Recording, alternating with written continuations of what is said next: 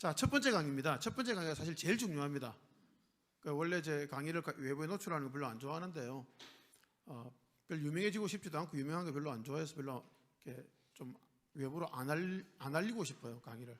그래서 그냥 숨겼으면 좋겠는데 1강은 제가 오픈하시라고 이야기를 드리는 이유가 1강을 안 들으면 2강, 3강을 듣는 효과가 좀 떨어집니다. 그래서 오늘 만약에 교인 중에서 안 들으신 분이 계시면 목을 졸라서도 꼭 1강을 듣게 하셔야 됩니다. 1강을 꼭 들으셔야 돼요. 1강이 제일 중요합니다. 그래서 첫 번째 강의를 꼭 열심히 들어주시기 바랍니다. 자, 경건의 훈련의 필요성인데요. 어떤 사람이 있습니다. 이 사람은 외모가 좀 산적처럼 생겼어요. 그래서 사람들이 그 사람을 보면 접근하기를 무서워합니다. 근데 이 사람을 나중에 알고 나면 한 이렇게 일주일이나 한 달이나 이렇게 이 사람을 알고 대화하고 교제를 해보면 사람이 굉장히 따뜻한 거예요. 처음 외모에서 풍기는 이미지와는 달리. 그 사람이 누굴까요? 접니다. 자.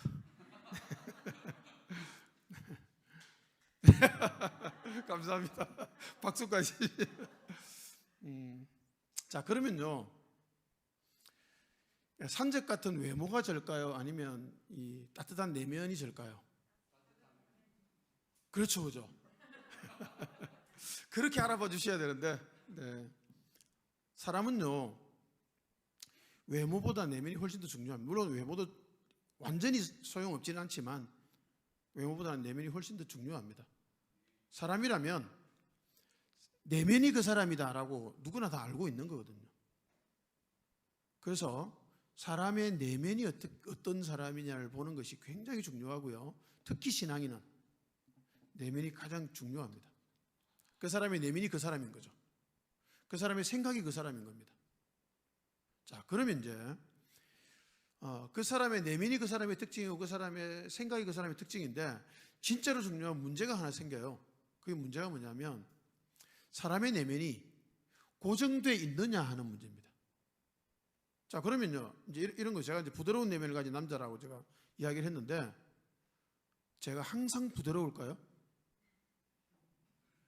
제가 착한 사람이라고 스스로 생각을 하든 남이 생각을 하든 그렇게 생각을 했는데 저는 만약에 그렇게 생각한다면 저는 항상 착할까요? 아니죠, 그죠? 여러분도 다들 착하신 걸로 제가 알고 있는데 여러분 항상 착하시나요? 그럴 수가 없을 겁니다, 그죠? 왜 그럴까요? 사람의 내면이 고정되고 딱딱한 고체가 아니기 때문입니다. 사람의 내면은 오히려 액체에 가깝습니다. 액체. 흐르는 액체에 가까워요. 늘 변하는 거죠. 제가 생긴 외모가 이러니까요. 사람들이 뭐라고 생각하냐면 저 사람은 참 믿음직스럽다 이렇게 이야기를 하는 경우가 많습니다. 제 아내가 특별히 저에게 그랬고요. 저는 믿음직스러운 사람일까요? 와이프는 그렇게 생각하겠죠, 그죠? 근데 저는 그 말을 들을 때마다 이상하다는 생각이 들었어요. 저는 하나도 믿음직한 사람이 아니거든요. 왜냐하면 제 마음속에서는 하루에도 몇백 번 생각이 바뀌어요.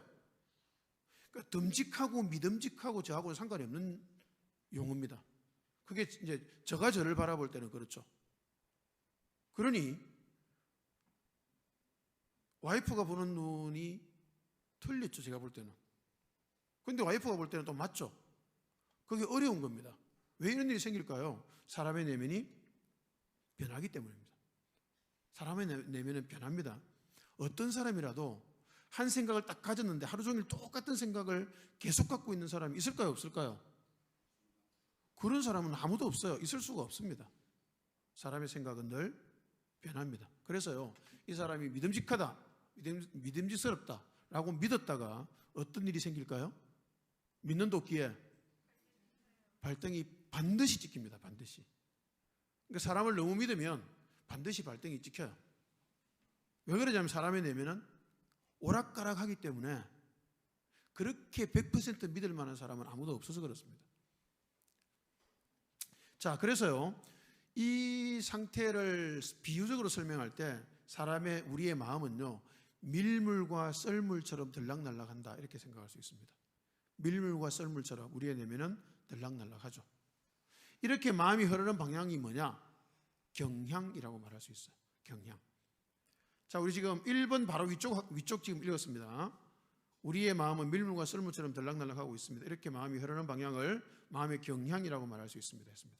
자, 경향인데요. 경향이 영어로 inclination입니다. 제가 영어 강사 출신이거든요. 네, 그래서 inclination입니다. 단어를 외우시라고. 자, 근데 물론 영어 발음은 콩글리시입니다. 입시 영어 강사 출신이라. 자, 근데 이 inclination이라는 단어는요, 경향이라는 단어는 그 책에 있는 incline에서 나왔어요. incline이 단어 뜻이 기울다라는 뜻입니다. 그러면 사람의 마음이 inclination을 갖고 있다는 말은 무슨 말일까요? 늘 뭐 한다는 말일까요? 기운다는 말이에요. 사람의 마음은 늘 기웁니다. 어느 쪽으로. 균형을 딱 잡고 서서 절대로 넘어지지 않는 마음은 없어요. 사람의 마음은 기웁니다. 그런데 이렇게 기우는 방향을 크게 봐서 두 가지로 볼 수 있습니다. 첫 번째 방향이 1번입니다. 1번 한번 읽어보겠습니다. 폭력 영화나 복수를 다루는 영화나 연애소설을 보고 난 뒤에 마음은 어떤 상태인가요? 어떤 생각으로 가득 차게 되나요? 자, 어떤 생각으로 가득 차게 되나요? 폭력 영화 봤을 때, 복수 다루는 영화 봤을 때, 영화 다 보고 나면 어떤 생각이 드시죠? 복수를 아주 통쾌하게 했단 말이에요, 주인공이. 그 영화를 보고 나오는 마음은 어떤가요? 괴로운가요? 시원하죠, 그죠? 자, 근데 한번 생각해 보십시오. 시원해서 될 일입니까, 그게? 내가 복수했나요? 아니잖아요. 그냥 영화 속의 주인공이 복수했을 뿐이고, 어쩌면 그것은 그냥 가공된 스토리일 뿐이잖아요. 그걸 보고 내 마음이 통쾌하게, 시원하게 느낀단 말이죠. 왜 그럴까요? 사람의 마음이 기울어서 그래요. 그냥 난 내 마음이 여기 있었는데 영화 한 편 보고 나니까 내 마음이 이쪽으로 기울어 버리는 겁니다. 이렇게. 사람의 마음이 굉장히 강한 것 같지만 영화 한 편이 길어야 한 2시간 정도잖아요. 2시간 안팎이잖아요. 2시간 안팎의 영화 한 편을 보면 완벽하게 이쪽으로 기울어져 있어요. 그게 사람의 마음입니다. 우리는 마음의 존재가 어떤 성향을 갖고 있는지 아는 것이 경건의 훈련에서 굉장히 중요합니다. 제가 중학교 때요, 공부를 조금 잘했습니다. 많이 잘하지는 않았고요. 조금 잘했는데 굉장히 잘할 때가 있었습니다. 언젠가 하면 시험 전날이 빨간 날일 때입니다. 시험 전날이 빨간 날이면 저는 벼락치기의 명수였기 때문에 어마어마한 벼락치기를 통해서 성적이 확 올라갔습니다. 그래서 저는 시험 전날에 빨간 날이 되면 그때부터 기분이 좋아집니다. 이번에도 내가 성적이 아주 좋아지겠구나 이렇게 생각하고요. 어느 날 시험 전날 빨간 날이 됐어요. 그래서 이제 책 보따리를 싸가지고 친구 집으로 갔습니다.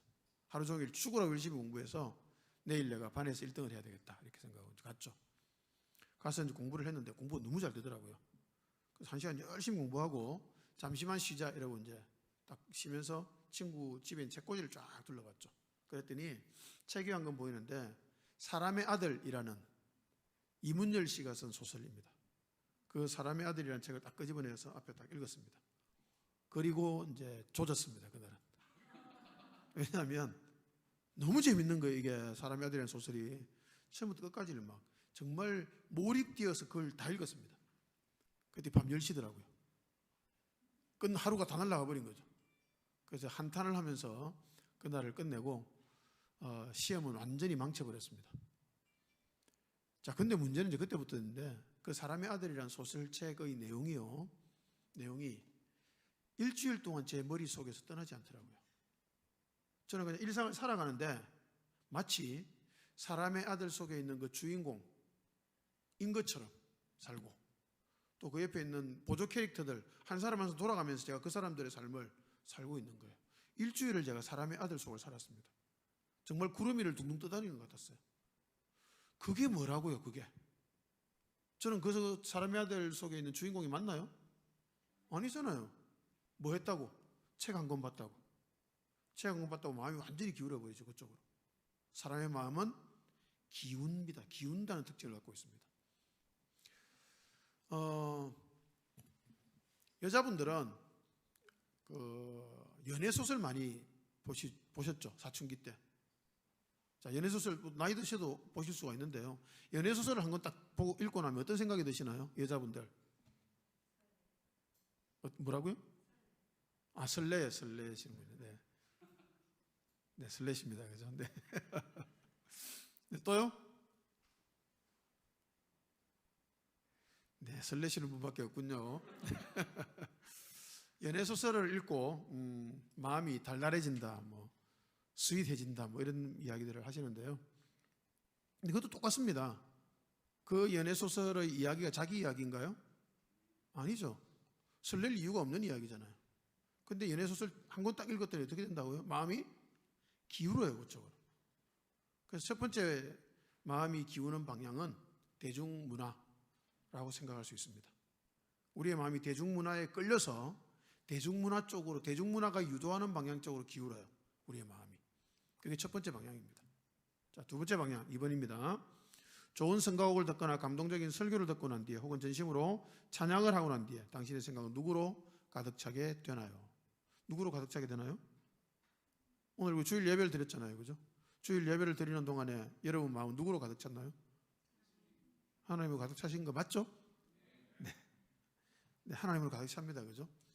좋은 성가곡을 듣거나 정말 마음을 다해 찬양을 하거나 그리고 정말 말씀에 딱 올바르게 기반한 설교를 들었을 때 우리의 마음은 하나님으로 가득 차게 되죠. 어느 쪽으로 기웁니까? 하나님 쪽으로 기울잖아요. 자, 우리 마음은요, 어떨 때는 세상 쪽으로, 세상의 영향을 받아서 세상 쪽으로, 세속 쪽으로 기울어요.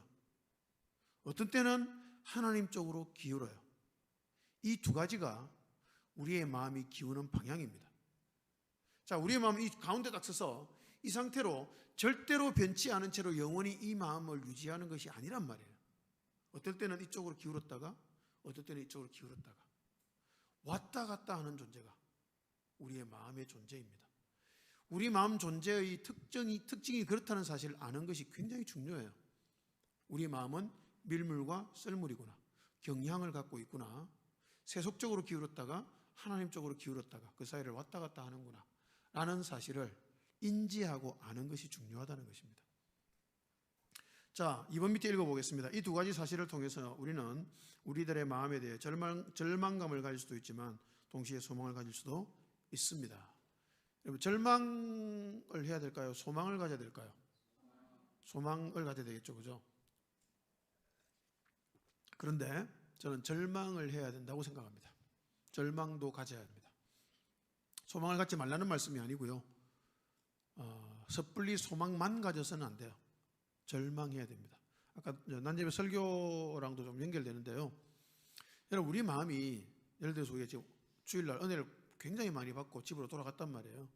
근데 월요일 딱 돼서 이제 출근을 딱 했는데 주일날 받은 은혜는 어디 갔는지 사라져버리고 없고 우리 마음은 다시 완전히 세상의 그 가치관에 휩쓸려서 세상 사람과 비슷하게 살아가는 자기를 발견합니다.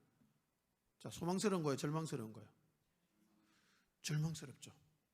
여러분, 그때 절망하셔야 합니다. 그때도 절망을 느끼지 않는다면 소망으로 돌아오기가 힘듭니다. 절망하셔야 돼요. 그게 아파야 되고 슬퍼야 되고 괴로워야 합니다. 그리고 나서 다시 말씀을 묵상할 때나 또 예배를 다시 드릴 때나 우리의 마음은 다시 은혜로 하나님께로 돌아오는 회복을 경험한단 말이에요. 그때 우리는 기뻐하고 희망을 갖고 소망을 갖게 되는 겁니다. 자, 그러면 우리는 이 절망과 소망 사이를 늘 왔다 갔다 할 수밖에 없는 존재다 라고 우리 자신의 존재를 규정해야 됩니다. 여러분, 신자는 어떤 존재냐? 하나님을 잃어버리는 절망과 하나님을 되찾는 희망과 소망 사이를 왔다 갔다 하는 존재다. 그게 신자다라는 것을 알 필요가 있어요. 오늘날 기독교가요, 문제가 굉장히 여러 다방면에서 많지만 그 중에 문제 중에 하나가 저는 그거라고 생각합니다. 절망을 말하지 않아요. 절망이 필요 없다고 말합니다. 그저 소망만 가지라고 이야기하죠. 그래서 어떤 현상이 생기냐면 절망을 해야 될 상황에서 절망을 못해요. 절망하면 죄진다고 생각하기 때문에. 자, 근데 절망을 안 하면 어떻게 될까요? 소망도 별로 우리 마음의 기쁨으로 와닿지 않습니다. 소망이 아니게 되는 거예요. 절망을 모르기 때문에 진짜 소망을 소망답게 받아들일 수도 없는 너무나 어정쩡하고 미지근한 상태로 계속 살아갈 수밖에 없는 것이 그리스도인의 현재 신자들의 실존이 아닐까라고 생각이 됩니다. 여러분 마음껏 절망하십시오. 그리고 마음껏 소망을 가지십시오. 그것이 신자가 살아가는 양식입니다. 우리는 어떤 마음을 갖고 있냐면 쉽게 세상이나 대중문화 그리고 쾌락의 유혹에 끌려갈 수도 있고요. 반대로 하나님과 성령의 감동에 충동되고 감격하면서 하나님께로 돌아설 수도 있는 그런 특징을 가진 것이 바로 우리 마음입니다. 그런 존재라는 사실을 아는 것이 필요하죠. 자, 이 상태에 대해서 성경이 말하고 있습니다. 3번입니다. 인간의 내면에는 두 개의 욕구가 있는데 무엇과 무엇인가요? 갈라디아 5장 17절 밑에 있죠. 함께 읽습니다. 시작. 육체의 소욕은 성령을 거스리고 성령은 육체를 거스르니 이 둘이 서로 대적함으로 너희가 원하는 것을 하지 못하게 하려 함이니라. 두 가지 소욕이 있습니다. 첫 번째 뭐라고요? 육체의 소욕. 두 번째 뭘까요? 성령 이렇게 나오는데 성령의 소욕이라고 말할 수 있습니다. 육체의 소욕과 성령의 소욕 두 가지가 우리 속에 있다는 말입니다. 둘 중에 하나만 있는 사람이 있을까요? 정말 없을까요? 잘 생각해 보십시오. 정말 없을까요? 둘 중에 하나만 있는 사람, 육체의 소욕만 있는 사람 있을까요? 없을까요? 있겠죠. 누굴까요? 예수 안 믿는 사람. 예수 안 믿는 사람은 성령의 소욕이 없어요. 육체의 소욕만 갖고 살아갑니다. 그러면 그 사람은 이제 한 가지 소욕만 있다고 볼 수 있습니다. 그런데 예수 믿는 사람 중에는 한 가지 소욕만 있는 사람이 있을까요? 있지 않나요? 우리 양재원 목사님 성령의 소욕만으로 충만하신 분 아닐까요? 이면 좋겠지만 그런 분은 없습니다. 우리가 정말로 오해하지 말아야 될 것은 위대한 하나님의 종은 존재하지 않습니다. 절대로요. 다 만들어낸 환상일 뿐이에요. 한국교회 위대한 하나님의 종이 한국교회를 살렸다. 거짓말입니다. 무슨 그런 말도 안 되는 소리가 있습니까? 사람은 절대로 위대하지 않습니다. 아무리 대형교회 목사라고 해도 전혀 위대하지 않습니다. 우리가 똑같은 사람이에요. 그렇다는 말은 뭐가 있다는 말이에요? 육체의 소욕과 성령의 소욕이 함께 존재한다. 갖고 있는 그런 사람들입니다. 그런데 이 두 가지가 서로 거스려요. 서로 싸웁니다. 우리 속에서. 여러분 속에서 두 가지가 싸우는 게 느껴지시나요? 육체의 소욕과 성령의 소욕이 여러분 속에 싸우지 않나요? 여러분 이 싸움을 느끼는 사람이 그리스도인이에요. 이 싸움이 안 느껴진다면 대부분은 무엇 때문에 안 느껴질까요? 성령의 소욕이 너무 약해서 안 느껴지는 거예요. 성령의 소욕이 너무 강해서 안 느껴지는 경우는 잘 없습니다. 대부분은 육체의 소욕이 대부분을 차지하니까 이 싸움이 느껴지지 않을 가능성이 높은 거죠. 우리 속에는 육체의 소욕과 성령의 소욕이 싸우고 있습니다. 제가 대학생 때요. 대학생 때 저희 어머 부모님이 교회를 못 가게 핍박을 많이 하셨거든요. 근데 대학을 가고 나서 조금 자유로워지긴 했지만 그래도 저는 이제 좀 핍박을 받는 편이었습니다. 제가 추리닝을 입고 운동복을 입고 새벽에 운동하러 뛰어나가는 척하면서 교회로 가서 새벽 기도를 했습니다. 교회 새벽 기도 간다고 하면 미친놈이라고 하기 때문에 제가 말을 못하고 그냥 조용히 그렇게 다녔습니다. 어느 날 새벽 기도를 운동복을 입고 와서 새벽 기도를 했는데요. 너무 은혜를 받은 거예요. 정말 막 은혜를 너무 많이 받아서 기도를 막 거의 뭐 2시간 가까이 기도를 하고 아멘 주에서의 옷이 없어 마라나타 하면 혼자서 막 다른 사람 다 가고 나서 혼자 남아서 얼마나 기도했는지 모릅니다. 은혜로 충만한 상태로 집으로 돌아왔죠. 그리고 이제 세수하고 밥을 먹고 가방을 챙겨서 학교로 갔습니다. 버스를 탔는데요. 버스 타고 가는데 어떤 정류장에 섰는데 제 앞으로 어떤 아가씨가 딱 내리더라고요. 내리는데 분홍색 미니스커트를 입은 아가씨였습니다. 근데 착 지나가는데 이게 향수 냄새가 확 풍기더라고요. 제가 그 아가씨를 보고 그 향수 냄새를 맡은 게 한 3초 내지 5초쯤 되는 것 같습니다. 3초 내지 5초. 그 정도를 딱 이제 하고 아가씨 내리고 이제 갔죠. 저도 이제 버스로 갔고. 근데 저는 하루 종일 그 아가씨를 묵상했습니다. 그날.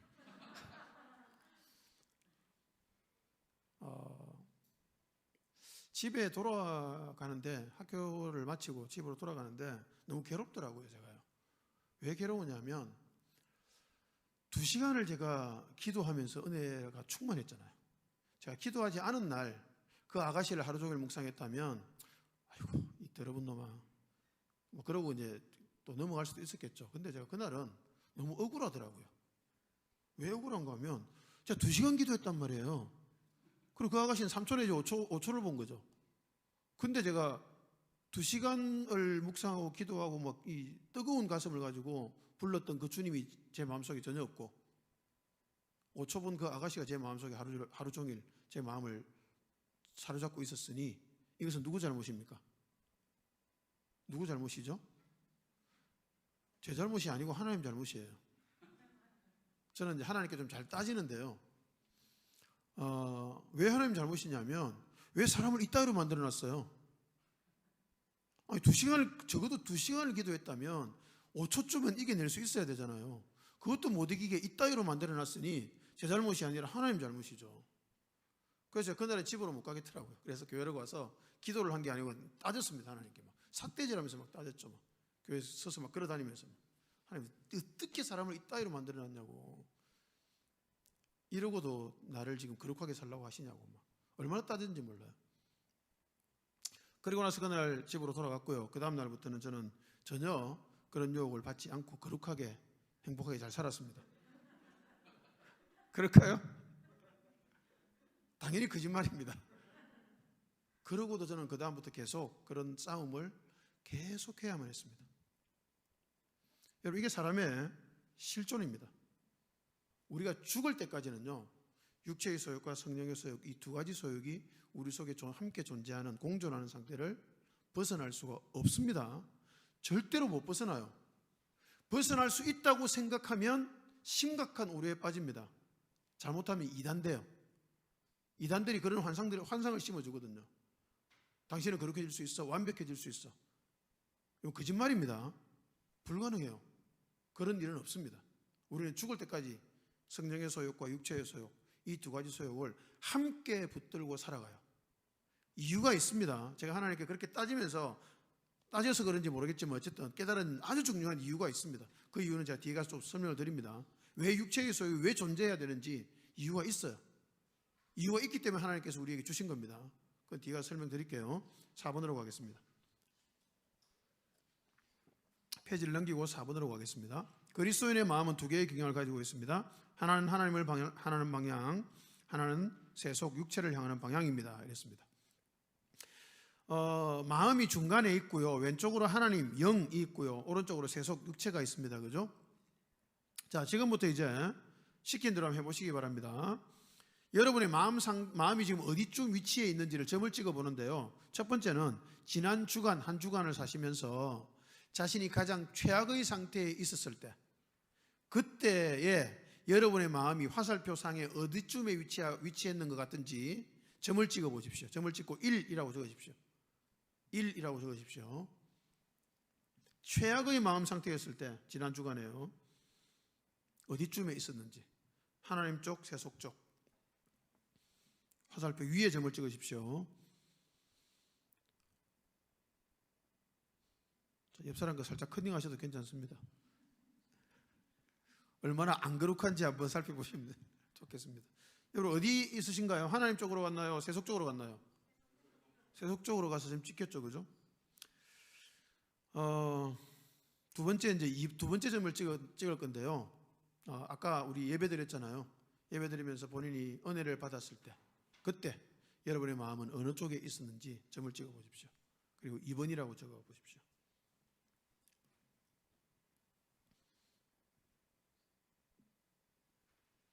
어느 쪽에 주로 있나요? 하나님 쪽으로 많이 갔죠, 그죠? 여러분 그 1번과 2번 점 사이의 거리가 어떤가요? 멀죠, 그죠? 그게 우리의 마음이 오락가락하는 정도라고 보시면 됩니다. 우리의 마음은 그만큼의 거리를 오락가락 왔다 갔다 계속 한단 말이에요. 하루에도 몇 번씩, 일주일에도 수백 번, 수천 번씩 왔다 갔다 하고 있는 거죠.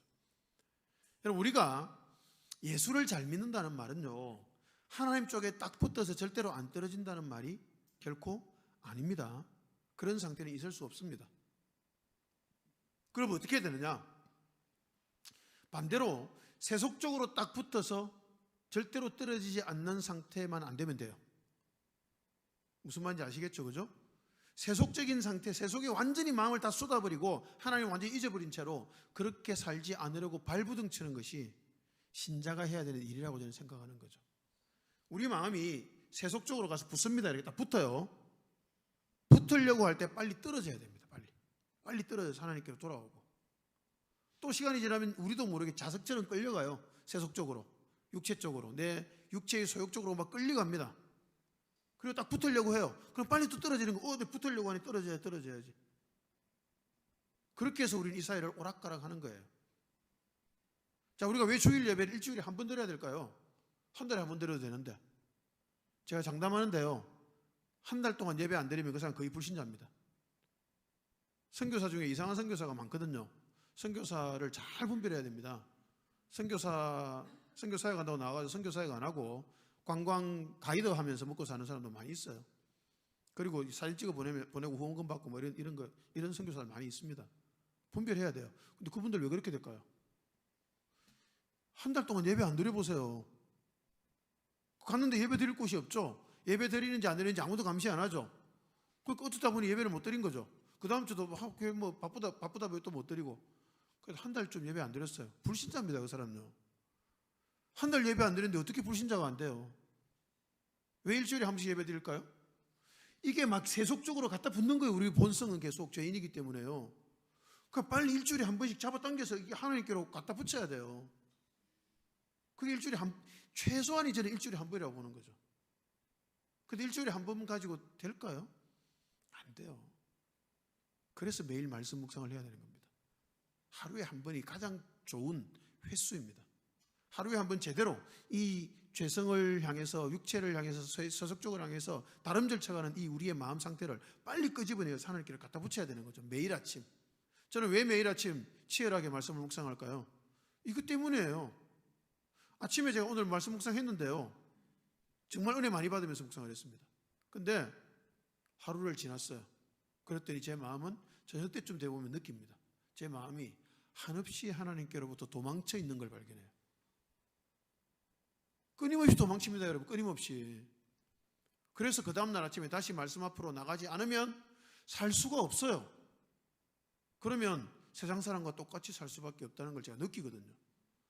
그래서 매일 아침 말씀 앞으로 가는 겁니다. 여러분, 세속적으로 붙으려고 하면 떼고, 붙으려고 하면 떼고, 그게 우리가 해야 될 일입니다. 그래서 우리는 이 둘 사이를 오락가락 해야 합니다. 어느 한쪽으로 붙어 있으면 안 돼요. 왜요? 어느 한쪽으로 붙어 있다는 말은 무슨 말이죠? 세속적으로, 육체의 소욕적으로 붙는다는 말입니다. 하나님 쪽으로 자연스럽게 붙어 있을 수 있는 사람은 없기 때문에 그래요. 사람의 본성이 죄인입니다, 우리는요. 그래서 이 두 가지 경향을 갖고 있고, 그 속을 우리는 오락가락 하고 있고, 끊임없이 오락가락하게 만들어야 됩니다. 그게 우리가 해야 될 일입니다. 5번 보겠습니다. 이 두 개의 경향 중에서 훈련을 해야만 형성되고 강화되는 경향은 어떤 경향인가요? 보기가 두 개밖에 없는 아주 이지선다형입니다. 아주 쉬운 문제입니다. 몇 번입니까? 2번이죠. 2번. 하나님 경향. 여러분, 하나님의 경향은 훈련을 해야만 형성되고 강화됩니다. 문제가 더 중요합니다. 지금 이 문제 읽었는데 문제가 더 중요해요. 훈련을 해야만 형성되고 강화돼요. 뭐가요? 하나님의 경향이요. 그러면 하나님의 경향은 훈련 안 하면 어떻게 될까요? 안 생깁니다. 그리고 강화되지 않습니다. 저절로 하나님의 경향이 강화되는 일은 없다는 말이에요. 훈련을 해야만 하나님의 경향이 형성되고 하나님의 경향이 강화되는 겁니다. 그래서 우리가 경건의 훈련을 꼭 해야 되는 거예요. 자, 그러면 이제 1번 육체의 경향을 보겠습니다. 육체의 경향은 훈련하지 않아도 될까요? 훈련하지 않아도 되는 걸까요? 훈련하지 않아도 강화되고 형성되고 강화될까요? 그렇죠, 그죠? 여러분 거짓말하는 법 배운 적 있나요?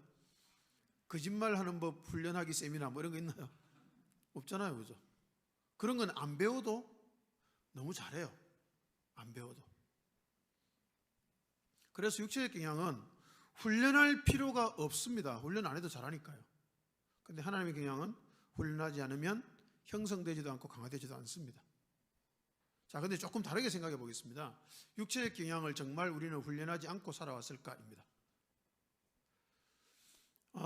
여러분 가정에 가면 거실에 주로 뭐가 있습니까? TV가 있죠, 그죠? 자, 그 TV를 대표적으로 한번 생각해 볼게요. 가정의 거의 대부분의 가정에 있는 그 TV. 그 TV에서 하나님의 경향을 늘 강화시키는 훈련을 해주고 있죠, TV가, 그죠? 여러분 말씀을 읽어야 됩니다. TV에서 계속 말해주고 막. 아주 잘생긴 연예인이 나와서 성경 읽고 있고 막 이렇게 하나요? 아니잖아요, 그죠? 우리는 TV를 보면 계속 육체적 경향을 훈련받고 자극받습니다. 이 TV 우리가 보는 인터넷 이런 대중매체들이 우리에게 끊임없이 훈련하는 게 있어요. 그게 육체적 경향입니다. 우리 TV에서 주로 보는 게 뭡니까? 아주 잘생긴 남자 배우, 아주 예쁜 여자 배우들, 그리고 너무나 멋진 자동차, 너무 멋진 가방, 너무 화려한 집들, 이런 것들을 보잖아요. 그런 것들을 계속 보다가 이제 현실로 딱 들어오면 어떤 생각이 들죠? 내 옆에 있는 남편을 봅니다. 내 옆에 있는 아내를 봅니다. 갑자기 내 옆에 있는 남편이 오징어처럼 보이는 거죠. 그게 여러분, 그게 정당한 눈인가요? 내 남편이 오징어처럼 보이고 내 아내가 못생겨 보이는 게 그게 정상적인 눈인가요? 아니잖아요. 하나님은 모든 사람을 가장 아름답게 만드신 거예요. 그러면 그 가장 아름답게 만드신 그 사람을 보면서, 내 남편을 보고 내 아내를 보면서 가장 아름답게 볼 수 있어야 됩니다. 근데 TV를 계속 봤더니 기준이, 그 TV에 나온 그 잘생기고 예쁜 그 인물들이 기준이 돼버린 거예요. 잘못된 기준이고 타락한 기준입니다. 그 잘못되고 타락한 기준을 TV가 계속해 심어준 겁니다. 우리도 모르게 육체적 경향이 훈련된 거예요. 아, 사람은 차는 저 정도는 타야 되는구나 라고 생각을 하는데, 막상 나의 차를 보니까 다 떨어져가는 자동차인 거죠. 15년 된 승용차를 막 타고 다닐 수밖에 없는 현실인 거죠. 그러면 비참하게 느껴집니다. 여러분, 그게 비참한 겁니까? 이거 비참 안 해요. 15년 된 자동차, 20년 된 자동차, 굴러만 가면, 굴러다니는 자동차를 타고 다니면 비참한 게 전혀 아닙니다. 그게 왜 비참해요? 세뇌당한 거예요, 세뇌. 대중매체로부터 우리는 세뇌당해서 그게 비참하게 느껴지는 겁니다. 여러분, 진짜 비참한 건 뭡니까? 하나님 뜻대로 못 사는 게 진짜 비참한 거예요. 나머지는 비참할 게 없습니다. 근데 그것이 비참하다고 인지가 되는 거예요. 남들은 아파트가 다 올라서 막 10억, 20억이 됐대요. 근데 우리는 변두리에 살고 있으니 아파트가 전혀 오르지 않았습니다. 오히려 조금 내릴랑 말랑하고 있어요. 그러면 요즘 그런 말 유행하더라고요. 벼락거지라고. 그걸 벼락거지라고 그러더라고요. 황당해서 말이 안 나더라고요, 정말. 제가 갑자기 벼락거지가 된 거예요. 벼락거지 맞나요? 아닙니다, 여러분. 우리가 왜 벼락거지예요? 그냥 그 집에 잘 살고 있잖아요. 집값이 올라야 됩니까? 왜요? 안 올라도 괜찮아요. 살면 돼요. 그냥 안 죽으면 되잖아요. 더 중요한 가치를 따라 살면 되잖아요. 근데 우리는 왜 그걸 벼락거지라고 받아들일까요? 대중매체가 우리를 세뇌시켜서 속이고 있는 거예요. 우리도 모르게 우리는 계속 육체적 경향을 끊임없이 훈련받고 있습니다. 세상으로부터요. 계속 우리를 훈련시키고 세뇌시키고 또 우리의 가치관을 뒤집어 바꾸어서 너 그게 아니야 이렇게 살아야 되라고 계속 우리를 훈련한단 말이에요. 우리도 모르는 사이에 어마어마한 훈련을, 육체적 경향의 훈련을 받아오고 있는 겁니다. 근데 그 훈련을 받기 위해서 우리는 돈을, 시간을 쓰나요, 안 쓰나요? 에너지를 쓰나요, 안 쓰나요? 쓰죠. 일주일에 TV 보는 시간하고 여러분의 말씀 묵상하는 시간하고 비교해 보십시오. 어떤 게 더 많나요? 어떤 게 더 많나요? 라는 말 자체가 웃기는 말이죠, 그죠? 저는 비슷한 것 같습니다. 여러분, 그렇게 계속 세상으로부터 육체적 경향을 훈련받으면서도 우리가 신자답게 살 수 있다? 이게 좀 말이 좀 안 되지 않나요? 우리는 그 TV를 사기 위해서 돈을 썼죠. 근데 이게 TV를 좀 보다 보면 이제 TV를 바꿀 때가 되면 TV 바꾸잖아요. 이제는 육체적 경향을 줄이기 위해서 작은 TV로 바꿔야 되겠다 이렇게 하시나요? 아니죠. TV는 점점 커지죠. TV를 보면 이제 우리도 모르는 사이에 뭔가 물건을 사게 되잖아요. 물건을 살 때 TV에서 나오는 광고의 영향을 우리는 전혀 안 받죠. 너무 거룩한 사람들이어서. 저는 광고의 영향을 받지 않습니다. 그래서 핸드폰 이런 걸 써요. 이런 걸. 말이 됩니까 지금 이게? 이건 지금 제 아들이 핸드폰 판매를 하고 있어서 아들이 실적 올리느라 저한테 사준 겁니다. 그래서 이걸 쓰긴 한데 어쨌든 우리도 모르는 사이에 TV 광고에 어마어마한 영향을 받고 있습니다. 자, 근데 우리는 그 TV 광고를 보면서 우리 돈을 안 쓰고 있잖아요. 정말 안 쓰나요? TV 광고 하나 만드는데 몇십억이 들어요. 그 왜 몇십억 주고 그 광고를 만들까요? 우리가 광고비 다 내주고 있거든요. 우리가 2일, 3일에서 광고비를 다 내주고 있는 겁니다. 그러니 그 광고들을 만들어내잖아요. 우리는요, 육체적 경향을 훈련받기 위해서 어마어마한 돈과 시간을 투자하고 있습니다. 우리 에너지도 투자하고 있어요. 몇 시간씩 TV를 보고 있잖아요. 그리고 TV 사는데 돈 들죠. TV 광고 보면서 또 돈 쓰죠. 계속 돈을 쓴단 말이에요. 제가 말씀 묵상 세미나 할 때 돈을 꼭 받으라고 이야기합니다. 돈을 꼭 받자고 이야기하고, 개인적으로 제가 이제 광고에서 세미나 할 때는 회비를 꼭 받습니다. 물론 너무 가난한 분들이, 내기 어려운 분들은 저한테 개인적으로 이야기하라고 하죠. 그럼 이제 무료로 듣게 해드리죠. 그러나 제가 회비를 받는 이유는요,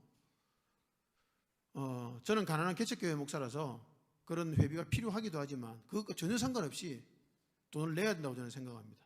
왜요? 육체적 경향을 훈련하는데 돈을 계속 쓰잖아요. 그렇게 돈을 써가고 시간을 쓰면서 육체적 경향을 훈련해왔단 말이에요. 그러면 이제 우리는 의도적으로, 무의식적으로 그렇게 썼기 때문에 시간과 돈과 에너지를 육체적 경향을 훈련하는데 자기도 모르게 막 써버렸기 때문에 이제 반대로 하나님의 경향을 훈련하는 데 있어서는 시간과 돈과 에너지를 투자를 의도적으로 해야 된단 말이에요. 자기 돈을 내고 듣는 세미나랑 돈을 내지 않고 듣는 세미나랑 효과가 다릅니다. 분명히 달라요. 분명히. 제가 많이 경험해 봤습니다. 돈을 안 내면 대충 듣습니다. 그래서 의도적으로 그런 데를 찾아서 경건의 훈련을 할 수 있는 곳을 찾아서 회비를 내고 그 세미나를 듣고 자신을 훈련할 필요가 있는 거예요. 그래야만 하나님의 경향이 훈련되고 강화될 수가 있습니다. 그래야 나도 모르게 형성되어 있는 그 육체적 경향을 극복하고 넘어설 수가 있는 거예요. 저절로 되지 않습니다. 절대로. 교회만 다니면 저절로 된다고요? 불가능합니다. 여러분. 제가 교회를 안 다녔겠습니까? 정말 열심히 교회 다녔어요. 신앙 좋다 소리를 얼마나 많이 들었는지 모릅니다. 근데 정말 속도 모르게 신앙 좋다고 이야기하더라고요. 제 속은 하나도 신앙이 안 좋은데요. 제 속에는 하나님의 경향이 별로 없고요. 육체적 경향으로만 가득 차 있는데 사람들은 저를 보고 신앙 좋은 집사님이라고 이야기하더라고요. 저는 신앙이 안 좋았어요. 교회만 열심히 다녔을 뿐이에요. 교회 안 빠지고 봉사 잘하고 뭐 이런 것만 잘했죠. 오늘날 다 그렇지 않습니까? 교회 열심히 다니고 교회 봉사 잘하고 그러면 신앙 좋다고 이야기하죠. 아닙니다. 여러분. 신앙 좋은 거 아니에요. 신앙 그것만으로는 좋아지지 않습니다. 신앙이 좋아지기 위한 하나의 출발점일 뿐이에요. 교회 생활은요. 그 다음에 뭔가를 해야 되는 거죠. 그게 바로 하나님의 경향을 훈련하는 그 훈련을 해야 되는 겁니다. 훈련을 해야만 형성되고 강화됩니다. 꼭 기억하시기 바랍니다. 6번입니다. 성경은 사람의 마음을 경향으로 묘사하고 있습니다 했는데요. 이제 창세기부터 계시록까지 전체 성경에서요. 사실 굉장히 많이 뺐습니다. 강의 시간이 제대로 다 하려면 한 10시간쯤 해야 되는데요. 이 성경 구절들 많이 뺐어요. 빼고 중간중간에 지금 중요한 것들만 넣었는데요. 창세기부터 계시록까지 전체를 통해서 경향으로 묘사되고 있는 부분, 사람의 마음이 경향이다라는 것을 보여주는 부분들을 살펴보겠습니다. 1번입니다. 하나님께서 인간을 창조하실 때 인간에게는 무엇과 무엇이 결합되어 있나요? 이랬죠. 그죠? 창세기 2장 7절 함께 읽습니다. 시작.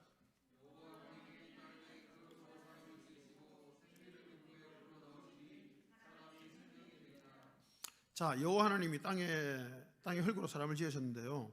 그리고 생기를 불어넣었죠. 그죠? 사람이 생명이 되었다. 사람 공식이 나옵니다. 사람 공식. 물 공식은 H2O입니다. 그죠? H2O가 물이잖아요. 그럼 사람은 뭘까요? 생령입니다. 생령. 생령이 사람인데 생령은 영어로 말하면 living soul이에요. living soul. 살아있는 영혼이라는 뜻입니다.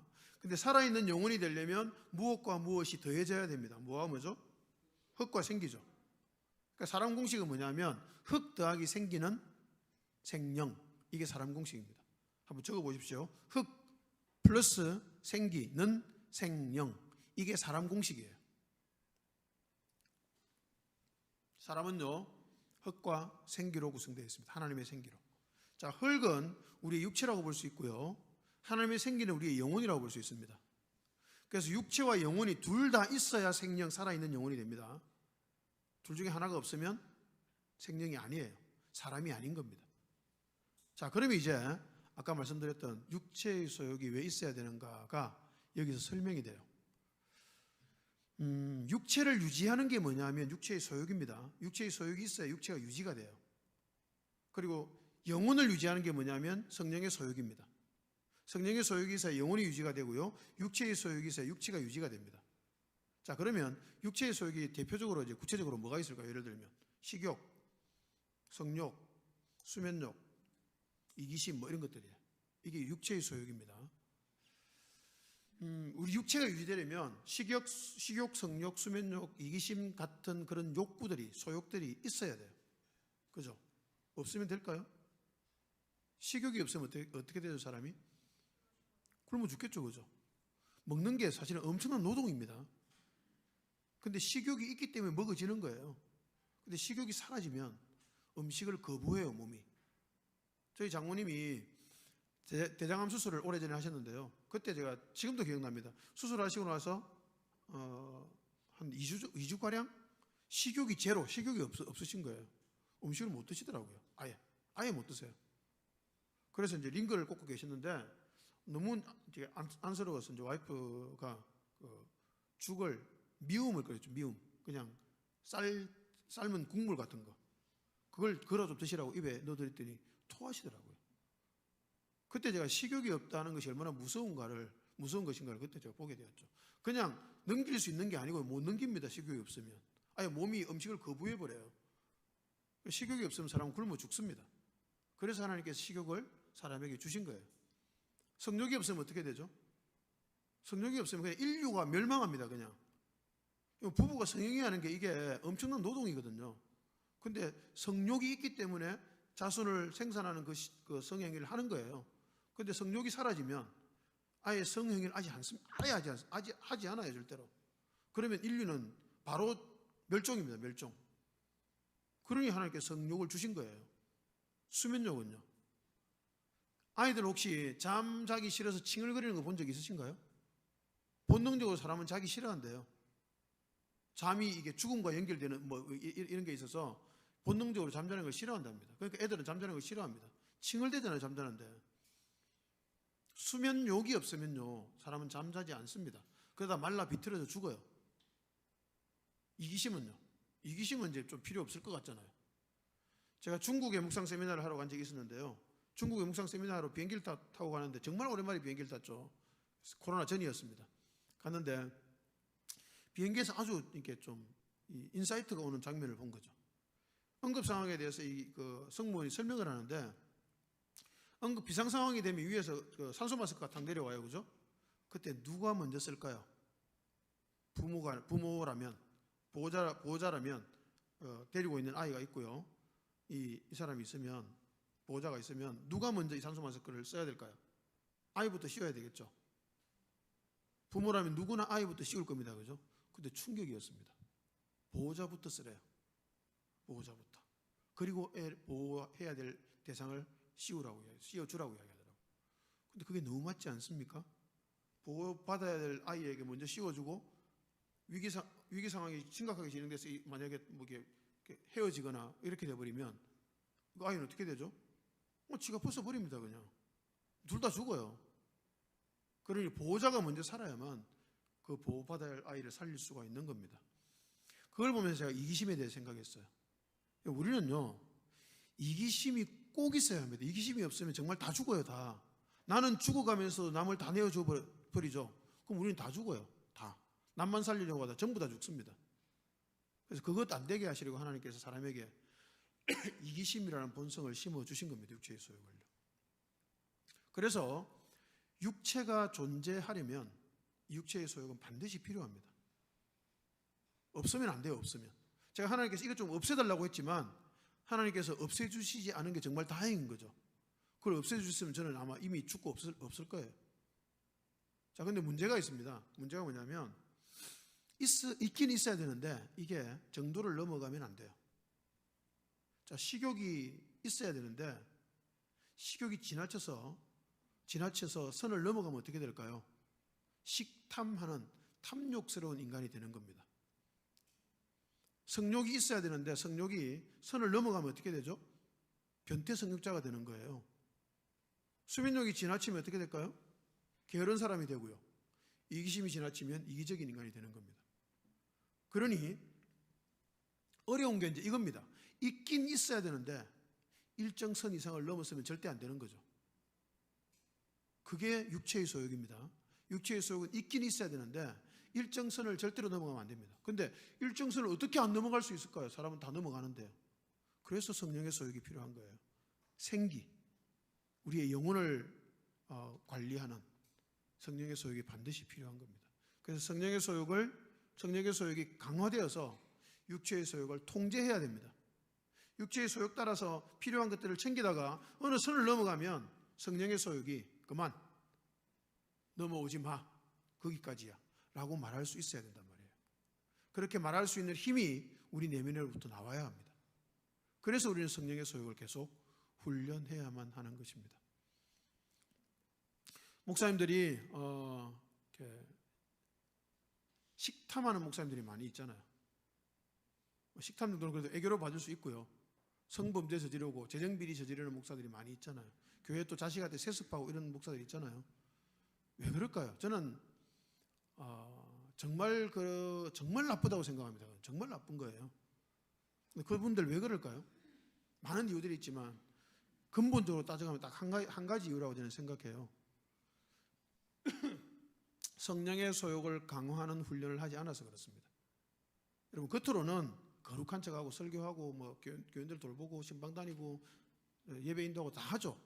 그러나 그 사람이 개인적으로 하나님 앞에서 1대1로 자신의 내면에 성령의 소욕을 강화시키는 훈련을 하지 않았던 겁니다. 그러니 이 성적인 욕구가 치고 올라올 때 그만 거기까지야 라고 말할 수 있는 힘이 없는 거예요. 내면에 힘이 없어요. 그러니 다 넘어가는 겁니다. 탐욕이 막 치고 올라올 때 거기까지야 그만 이라고 말할 수 있는 힘이 없어져 버린 거예요. 그러니 그런 짓을 하는 겁니다. 목사님들만 그럴까요? 제가 목사님들 욕을 예전에 굉장히 많이 했는데요. 너무 안타까워서 욕을 많이 했습니다. 지금도 사실 욕을 좀 하긴 하는데요. 제가 평신도 때 욕을 할 줄 몰랐습니다.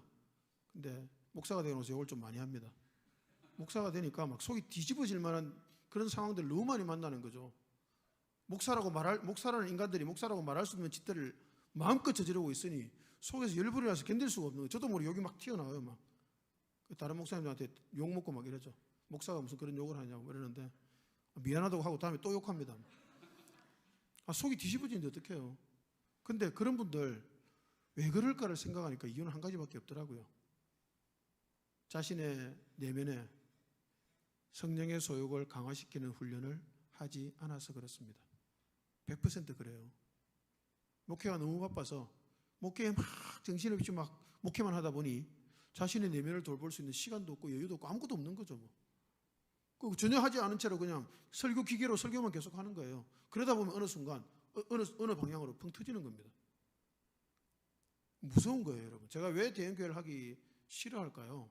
저는 큰 교회 목사님들 이렇게 좀 괜찮은 목사님도 큰 교회 부임해가고 보는데요.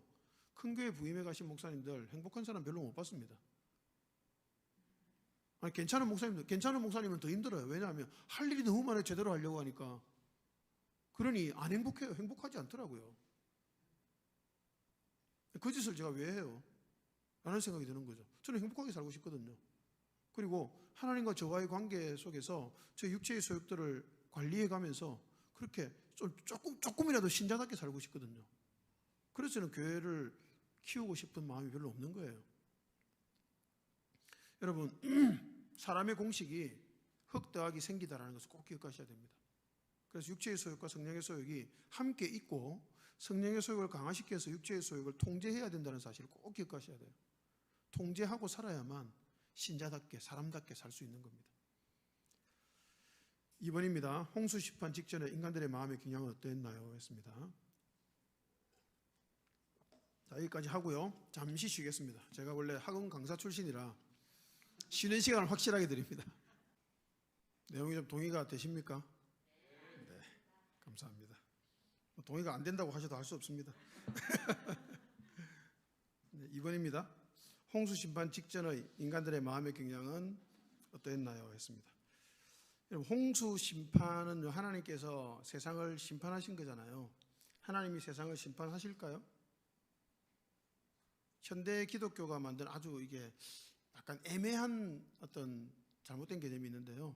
하나님이 사랑이시다는 것만 너무 강조해요. 그래서 하나님 심판을 좀 무시하는 경향이 많이 있는데요. 우리가 반드시 알아야 될 것은 하나님 반드시 심판하십니다. 근데 오래 참으세요. 오래 참으시고 나서 심판하세요. 자, 근데 이 오래 참으신 게 어느 정도인지, 언제 가면 심판하는지 이걸 좀 알 필요가 있습니다. 창세기 6장 3절 제가 읽어볼게요. 나의 신이 영원히 사람과 함께하지 아니하리니 이는 그들이 육체가 됨이라입니다. 적으십시오. 육체가 됨이라. 제가 고등학교 때쯤 아마 이 구절 읽으면서 이해가 안 되더라고요. 그들이 육체가 됨이라? 우리 육체잖아요, 다. 근데 왜 그들이 육체가 됐는데 왜 하나님이 홍수 심판을 내리시지? 이해가 안 됐습니다. 근데 오늘 이 앞에 강의를 듣고 나니까 어느 정도 이해가 되시죠? 육체가 됨이라 이게 좀 이해가 되시죠? 그죠? 육체의 소욕이 있고 성령의 소욕이 있는데 아까 육체의 소욕 쪽으로 계속 사람을 붙으려고 한다 했잖아요. 딱 붙어서 안 떨어져요. 그러면 하나님께서 심판하십니다. 육체가 되었다는 말은 그 말이에요. 육체 쪽으로 딱 붙어서 안 떨어진다는 말입니다. 그 상태가 되면 하나님은 심판하세요. 자, 붙었다가 떨어져요. 또 붙어 있다가 좀 오래 붙어 있긴 해도 또 떨어져요. 그러면 하나님 절대 심판 안 해요. 기다리십니다. 근데 딱 붙어서 안 떨어져요. 이제 육체의 소용만으로만 살아갑니다. 그러면 하나님께서 심판하십니다. 홍수 심판, 노아 홍수 심판은 뭐 노아 홍수니까 그랬고 사람들한테는 그런 일이 일어날까라고 생각할지도 모르겠습니다. 여러분, 일어납니다. 저는 그런 사람 많이 봤어요. 하나님의 심판이 임했다고밖에 설명이 안 되는 그런 사람들을 많이 봤습니다. 어떻게 될까요? 흥청망청 살아가죠. 그러면 삶이 반드시 망가집니다. 그렇게 해서 삶이 망가지는 사람을 많이 봤어요. 왜 망가졌을까? 이유, 다른 이유들 굉장히 많이 붙일 수 있죠, 그죠? 근데 근본적으로 가면 이유가 똑같습니다. 육체의 소욕에 딱 붙어버렸어요. 하나님께서 그 인생을 심판하신 겁니다. 망가지는 거죠, 인생이. 여러분, 육체의 소욕에 딱 붙어버리면 반드시 망가집니다, 인생은요. 하나님 심판이 임해요. 6장 5절 저 읽어드릴게요. 여호와께서 사람의 죄악이 세상에 가득함과 그 마음으로 생각하는 모든 계획입니다.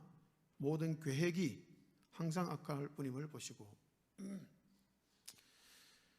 마음으로 생각하는 모든 계획이 항상 악해요. 그럼 어떻단 말이에요? 뭐로 충만하단 말이죠? 육체의 소욕으로만 충만하단 말이잖아요. 그러니 하나님께서 심판하실 수밖에 없는 거죠. 근데 여기서 계획이라는 단어가요, NIV 영어 성경으로 보면 inclination입니다. inclination. 뭐죠? 경향.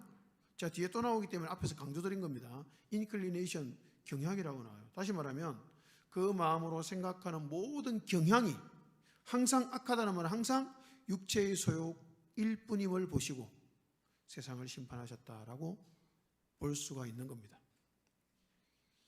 여러분, 육체의 소욕으로 가득 차면 하나님 반드시 사람을 심판하십니다. 그래서 육체의 소욕에 이끌려가서 넘어질 수는 있습니다. 안 넘어지면 좋지만 넘어져요. 사람이 어떻게 안 넘어져요. 근데 넘어지고 끌려가서 육체의 소욕에 딱 붙어버렸을 때 빨리 떨어져야 됩니다. 빨리 떨어져야 돼요. 하나님, 나 어떻게, 나 불쌍히 여겨주세요. 그리고 또 떨어져야 되고요. 은혜를 누린다는 건요, 그겁니다. 은혜를 누린다는 건 육체의 소욕으로 끌려갈 때 그걸 본다는 말이에요. 아, 내가 끌려가는구나. 안 되겠다. 빨리 돌이켜야지. 하나님, 나를 불쌍히 여겨주세요. 해서 또 하나님께로 돌이켜가는 거죠. 그래서 사도 바울이 고백하죠. 오라 나는 공고한 사람이로다. 누가 이 사망의 몸에서 나를 건져내랴 라고 고백하잖아요. 왜 사망의 몸일까요? 육체의 소욕으로 안 가고 싶어요. 물론 그 가고 싶겠어요? 여러분 가고 싶으세요? 안 가고 싶죠. 근데 끌려가잖아요. 끌려가는 것을 사도 바울이 본대 보고 있대요. 보고 있어. 그러니 얼마나 공고할까요? 여러분 그 공고함을 갖고 살아가는 사람이 그리스도인이에요. 그 공고함이 없다면 좀 심각한 문제입니다. 이건요. 공고해야 돼요. 그래야만 하나님의 심판이 임하지 않습니다. 누가복음 17장 27절 노아가 방주에 들어간 날까지 사람들이 먹고 마시고 장가들고 시집가더니 입니다. 적어보십시오. 먹고 마시고 장가들고 시집가더니.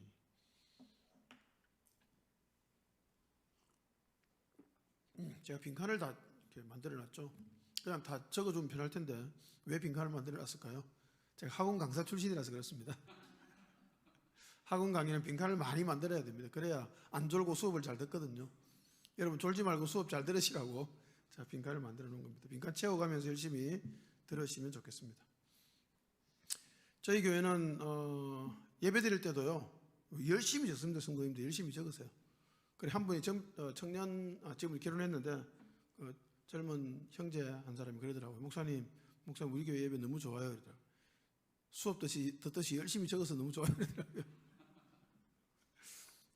열심히 적으면 은혜를 못 받는 게 아니고 더 많이 받습니다. 채팅창에 이거 막 예배 시간에 채팅하면 은혜 못 받는다고 생각하는데 전혀 아닙니다, 여러분. 그 채팅을 해보면 너무 많이 안 하고요. 자기가 딱 감정 표현만 딱 하시면 돼요. 은혜 받는 것 정도만 딱 표현하시면 훨씬 더 은혜 많이 받습니다. 그리고 다른 분들도 훨씬 더 은혜를 많이 받아요. 서로 은혜를 주고받을 수 있는 엄청난 효과가 있습니다. 그래서 적는 것 이런 것들이 별로 나쁜 것이 아닙니다. 자, 노아가 방주에 들어간 날까지 사람들이 먹고 마시고 장가들고 시집가더니 홍수가 나서 저희를 다 멸망시켰으며 이랬습니다. 근데 여러분 잘 보십시오. 홍수가 나서 멸망시키기 직전 구절이 뭡니까? 먹고 마시고 장가들고 시집갑니다. 그 중에 죄가 있습니까? 죄가 없잖아요. 우리 이렇게 돼야 될 것 같잖아요. 사람들이 도둑질하고 강간하고 빼앗고 때리고 폭력을 행사하고 하더니 홍수가 나서 저희를 다 멸망시켰으면 이래야 될 것 같잖아요. 근데 그런 말이 하나도 없습니다. 그냥 먹고 마시고 장가들고 시집갔어요. 근데 하나님께서 멸망시켰어요. 왜요? 도대체 먹고 마시고 장가들고 시집가는 것이 왜 멸망의 이유가 될까요? 한 글자만 딱 붙이면 돼요. 한 글자만 딱 붙이면 됩니다. 먹고 마시고 장가들고 시집가는 것만 해서 그렇습니다. 그것만 했어요. 만자 하나만 붙이면 돼요. 그것만 했습니다. 먹고 마시고 장가들고 시집가는 건 전부 다 무슨 소욕이죠? 육체의 소욕이죠. 육체의 소욕이 원하는 식욕, 성욕, 수면욕, 이기심 이겁니다. 그죠? 그걸 채우면서 살았단 말이에요. 이걸 채우면서 사는 게 죄인가요? 아니라고 말씀드렸잖아요. 근데 이것만 했단 말이에요. 그건 죄입니다. 여러분 도둑질하고 강도질하고 뭐 강간하고 이런 걸 해서 죄가 아니고요. 먹고 마시고 장가들고 시집가는 것, 육체의 소욕을 충족시키는 것만 하면 그게 멸망의 이유란 말이에요. 그럼 뭘 해야 되죠? 뭘 해야 되죠? 성령의 소욕을 강화시키는 삶을 살아가야, 두 개를 동시에 같이 살아가야 돼요. 먹고 마시고 장가들고 시집가면서 살아가지만 실제 그 내면의 본질은 성령의 소욕을 강화시키고 성령의 소욕을 따라 살아가는 삶을 함께 살아가야 되는 겁니다. 그런데 이걸 빼버렸죠. 그러면 이게 완벽하게 없는 상태로 살아가요. 그러면 하나님께서 그를 심판하십니다. 하나님의 심판이 반드시 임합니다. 그러면요. 그걸 기억하셔야 돼요. 우리가 왜 경건의 훈련을 해야 되느냐? 살기 위해서 하는 겁니다. 왜요? 성령의 소욕을 훈련하지 않아요. 육체의 소욕만 갖고 살아가요. 그럼 하나님이 심판하신다니까요. 인생이 멸망한다니까요. 그럼 멸망 안 하기 위해서, 살기 위해서 우리는 이 성령의 소욕을 훈련해야 된다는 말입니다. 그래서 경건의 훈련을 꼭 해야 되는 거죠. 다음 표제로 갑니다. 3번입니다. 광야 생활은 무엇을 알게 하기 위한 훈련이었나요? 신명기 8장 3절 함께 읽겠습니다. 시작. 너를 낮추시며 너를 줄이게 하시며 또 너도 알지 못하며 내 조상들도 알지 못하던 만나를 내게 먹이신 것은 사람이 떡으로만 사는 것이 아니요 여호와의 입에서 나오는 모든 말씀으로 사는 줄을 내가 알게 하려 하심이니라. 여러분, 이 문장은요, 한 문장입니다. 신명기 8장 3절이 한 문장입니다. 전체가요. 자, 여기서 우리가 성경을 볼 때 국어를 잘해야 됩니다. 국어를요. 어떤 목사님들 보면 성경 본문 읽어놓고 설교라고 하는데 자기 하고 싶은 말을 마음대로 해요. 그냥. 그리고 다시 성경 구절 하나 읽어요. 그리고 자기 하고 싶은 말 마음대로 합니다. 또 성경 구절 하나 읽고요. 또 하고 싶은 말 마음대로 하고요. 그리고 설교 끝나요. 그런 설교는 설교일까요? 그런 설교는 설교가 아닙니다. 설교 분별하셔야 돼요. 말씀에 있는 내용을 전달하는 게 설교자가 의무예요. 말씀에 있는 내용을 그대로만 전달하는 게 아니고 자신을 통과해서 전달하는 겁니다. 말씀에 있는 내용을 자신을 통과해서 전달하면 성도님들은 그걸 받아서 자신을 통과시킬 수 있는 그 에너지가 나와요. 거기서. 그 말씀의 내용을 전달해야 되는데 자기 생각만 전달하는 거죠. 그건 설교라고 말할 수가 없는 겁니다, 여러분. 근데 왜 그런 일이 생길까요? 저는 대부분의 경우에 국어를 못해서 그렇다고 생각합니다. 국어를 안 해요, 국어를. 여러분, 이 성경은 글입니다, 글. 그 단어를 알아야 되고요, 문장을 알아야 되고요, 그리고 단락을 알아야 돼요. 그 내용에서 말하는 바를 정직하게 올바르게 전달해야 되는 거죠. 그 문장 안에서 말하는 것과 전혀 상관없는 이야기를 하면 안 된다는 말. 그건 목사의 자기, 설교자의 자격이 전혀 없는 거예요.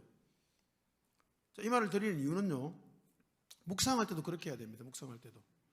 말씀 묵상할 때도요, 그냥 이따가 단어 한 개 걸렸네 막 그 붙잡고 막 자기 마음대로 묵상하려고 하시면 안 되고요. 그 전체 문맥에서 말하는 바가 뭔지를 찾으려고 노력을 많이 해야 됩니다. 전체 문맥이 중요해요. 성경을 볼 때는 문맥입니다. 문맥 꼭 기억하셔야 돼요. 문맥이 제일 중요합니다. 자, 문맥을 보려면 문장을 바로 알아야 됩니다. 문장을. 그게 바로 이 전체가 한 문장인데요, 이 한 문장에서 말하는 바를 찾기만 해도 은혜가 얼마나 되는지 모릅니다. 자, 이 문장의 주어가 무엇인 것 같습니까? 주어가 굉장히 깁니다. 주어가 뭘까요? 자, 주어는 조사가 뭐가 붙죠? 갑자기 국어 수업으로 바뀌었네요. 얻는이가 붙잖아요. 얻는이가 있는 거 찾아보십시오.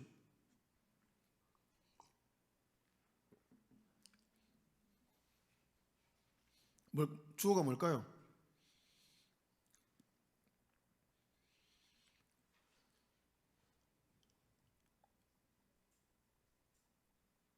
자, 얻는이가 붙은 거 잘 보시면, 너를 낮추시면 너를 줄이게 하심이 없죠? 너도 알지 못하면 내 조상들도 알지 못하던 만나를 없죠? 내게 먹이신 것은 있네요. 동그라미 없이 그게 주어입니다. 것은 이게 주어예요. 여기까지가 주어입니다. 너를 낮추시면 너를 줄이게 하시며 또 너도 알지 못하면 내 조상들도 알지 못하던 만나를 내게 먹이신 것은 그게 주어예요. 자, 주어를 찾았으면 이제 동사를 찾아야 되겠죠. 동사는 뭘까요? 맨 끝에 알게 하려 하심이라. 알게 하려 하심이니라. 이게 동사입니다. 자, 주어 동사만 딱 표시해 보십시오. 그것은 주어, 알게 하려 하심이니라 동사, 이렇게 됩니다. 자, 이것만 가지고 잘 생각해 봅시다. 자, 그것은 이제 무슨 것인가 하면 줄이게 하시고 낮추시고 줄이게 하시고 만나를 먹이신 것, 그게 주어입니다. 이 말은 낮추시고 줄이게 하시고 만나를 먹이게 하신 그 모든 것은 어디에서 일어난 일인가요? 광야에서 일어나요. 광야에서. 다시 말하면 너희들에게 광야 생활을 주신 것은, 이 말입니다. 광야 생활을 주신 것은 무언가를 알게 하려 하심이다, 이 말이에요. 우리 인생을 가장 많이 비유하는 곳이 어딜까요? 광야죠. 여러분, 인생길이 과연 광야인가요? 광야 맞죠? 그죠? 광야만큼 인생길을 잘 설명하는 길은 없는 것 같아요. 저도 이제 한 30년 살아보니, 네. 라고 이렇게 거짓말도 한 번씩 합니다. 한 50년 정도 살아보니까요, 인생이 진짜 광야더라고요. 엄청 고생 많이 했거든요. 인생은 광야입니다. 자, 그러면 인생이 광야가 되게 하신 이유가 있단 말이에요. 인생이 광야가 되도록 하신 이유가 뭐냐면 무언가를 알게 하려 하십니다. 알게 하고 싶으신 것이 있는 거예요. 뭘 알게 하고 싶으실까요? 그게 사람이 떡으로만 사는 것이 아니고 여호와의 입에서 나오는 모든 말씀으로 사는 것이다 라는 것을 알게 하려 하심입니다. 여러분, 떡이 중요할까요? 말씀이 중요할까요? 말씀이 중요한가요? 정말인가요?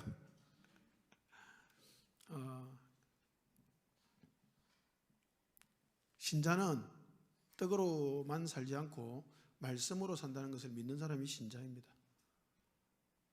근데 그걸 하나님께서 알려주시고 싶어 하세요. 그걸 모르면 안 돼요. 몸으로 온몸으로 알아야 됩니다. 그걸요. 하나님께서 그걸 알려주시는 게 너무너무 중요하기 때문에 광야 생활을 주시는 겁니다.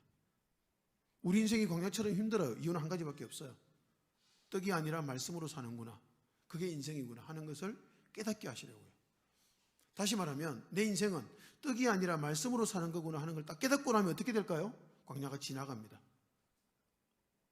물론 그 다음 광야가 또 있습니다. 광야가 끝나진 않아요. 그러나 그 광야는 지나갑니다. 또 다른 광야를 겪죠. 그럼 또 다른 광야에서 또 우리는 뭘 배우면 될까요? 이 광야에서도 앞에서 한번 경험했잖아요. 이제 떡이 아니라 말씀으로 사는 거구나 하는 걸 깨달아요. 알아요. 그럼 그 광야 또 지나갑니다. 그렇게 하면서 우리가 성숙해 가는 거예요. 하나님께서 이 학대하면서 즐기는 분이 아니잖아요. 우리를 괴롭혀놓고 즐기시는 분이 아니잖아요. 우리에게 광야를 주시는 이유는요, 괴롭히기 위해서가 아닙니다. 떡으로만 사는 줄 아는데 떡으로 사는 게 아니라 말씀으로 사는 거야 하는 걸 가르쳐 주시려고 우리 인생을 아프게 하시고 슬프게 하시고 고난을 허락해 하시는 겁니다. 그래서 우리는 빨리 그걸 깨달아야 돼요. 떡이 아니라 말씀으로 사는 거구나. 근데 머리로만 깨닫는 게 아니에요. 우리의 삶으로 깨달아야 삶, 온몸으로 깨달아야 됩니다. 깨달으면 어떻게 될까요? 말씀의 삶을 거는 거죠. 이제 떡이 없을 것 같은데도 그냥 말씀 따라 가보는 거예요. 말씀 따라가면 굶을 것 같은데도 그냥 말씀 따라 가보는 거예요. 뭐 가보지 뭐. 떡이 아니라 말씀으로 산다고 하셨으니 가보지 뭐. 걸어가요. 그럼 아까 말씀드린 것처럼 갑자기 확 좋은 길이 펼쳐가지고 멋진 일이 일어나는 게 아닙니다. 진짜로 죽을 것 같아요. 정말로 죽을 것 같습니다. 정말로 죽을 것 같은 걸 통과하게 하세요. 근데 놀랍게도 안 죽어요. 안 죽어. 안 죽더라고요. 제가 부산에서 45세 경기도 올라왔거든요. 45살에 신학 공부하러 이제 올라왔습니다. 잘 다니고 있던 학원 갑자기 그만두고요.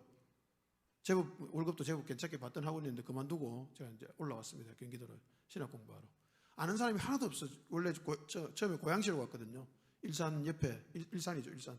일산이 포함되어 있는 도시인 고양시로 갔는데 아는 사람 하나도 없었고요. 학원을 돈 주고 권리금 주고 학원을 인수해서 올라갔습니다. 왜냐하면 먹고 살아야 되니까요. 저를 취직시켜주는 곳이 없습니다. 부산에서는 그래도 저를 아는 원장들이 좀 있었기 때문에 제가 일하고자 하면 일할 수 있는 학원들이 있었지만 일산에 올라가니까 저를 아는 사람이 아무도 없잖아요. 그러니까 제가 일자리를 만들어야 돼요. 그래서 학원을 이제 인수를 한 겁니다. 그래서 인수를 해서 올라갔죠. 올라간 이유는 딱 한 가지였습니다. 말씀으로 사역을 하고 싶은데 평신도에게 말씀 사역을 시켜주는 곳이 없더라고요. 어느 정도까지는 했습니다. 말씀 묵상 세미나도 하고 좀 했는데 딱 거기까지 하고 더 이상 안 시켜주더라고요. 그래서 이거 목사가 안 되면 말씀 사역 못하는 거구나 라고 생각을 하고 결단을 하고 올라간 거죠. 제 인생에서는 정말 큰 결단이었습니다. 잘못하면 망해서 죽을 수밖에 없는 그런 결단이었죠. 굶어 죽기 딱 좋은 결단이었죠. 와이프한테 제가 그랬습니다. 여보, 아무래도 신학 공부하러 서울 가야 되겠어. 그러면 이제 와이프가 여보 당신 왜 그러냐고 이렇게 좀 생각 좀 해보자고 이렇게 나올 줄 알았는데 와이프 알았어 이러더라고요. 참나 뭘 믿고 그러는지 그죠. 그래서 올라왔습니다. 살던 아파트 다 팔고 아파트가 유일한 재산이었는데 그거 다 팔고 올라와서 이제 그 돈까지 쪼개가지고 아파트 구하고 학원 구하고 이렇게 해서 올라왔죠. 자, 그렇게 올라왔으니 이제 저는 말씀의 삶을 걸기로 한 거잖아요. 떡의 삶을 걸지 않고 말씀의 삶을 걸기로 했잖아요. 그랬으니 완전히 이제 어마어마하게 좋은 길들이 막 탄탄대로가 열려야 되잖아요. 근데 결과는요, 몇 년 만에 학원을 5개를 말아먹었습니다. 여러분 학원 해보신 분들은 알아요. 학원 하나 말아먹는 것이 얼마나 어마어마한 일인지 압니다. 근데 학원 하나 인수하고 2년 뒤에 문을 닫고 권리금 다 날리고 문을 닫고 그 다음에 또 하나 인수하고 망하고 이렇게 해서 5개를 인수하고 망하고를 계속 반복했습니다. 근데 인수하고 망하고를 계속 반복할 수밖에 없었던 이유는 학원이 있어야 그래도 생활비가 나옵니다. 일을 해야 거기서 생활비가 나와. 안 그러면 제가 생활비를 벌 수가 없으니까요. 그래서 인수하고 또 돈이 없으니까 이렇게 좀 학생 수가 별로 없는 학원들을 인수해서 죽도록 열심히 일하고 그리고 한 1, 2년 정도 거기서 생활비를 이렇게 벌고 살다가 학원은 기울어서 이제 없어지고 또 다른 학원 인수하고 뭐 이런 식으로 했어요. 5개를 인수하고 말아먹고를 계속 반복했죠. 그 정도 되면 죽어야 됩니다. 굶어 죽어야 돼요. 그 정도 되면요. 재산 사라져야 되고요. 놀랍게도 제가 그때 전도사 신대원 가고 이제 전도사로 교회를 개척했을 때인데요. 그때 이제 교인들한테 했던 설교가 있습니다.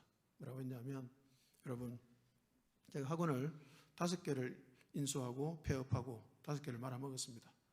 근데 학원이 망했지 저는 망하지 않더라고요. 그렇게 이야기했습니다. 그게 저는 너무너무 큰 은혜였어요. 학원이 망하지 제가 안 망하더라고요. 저는 안 망했습니다, 여러분. 하나님이 탄탄대로를 이뤄서 정말 멋지고 화려한 일을 주시는 게 아닙니다. 그렇게 안 하세요. 그렇게 하면 사람은 금방 망해버립니다. 그렇게 안 하시고 마치 죽을 것 같은 그런 환경으로 가게 하세요. 왜요? 그렇게 갔을 때 하나님을 의지하고 신뢰하면 어떻게 되는지를 경험시켜 주시려고 그러는 겁니다. 그랬더니 안 죽더라고요.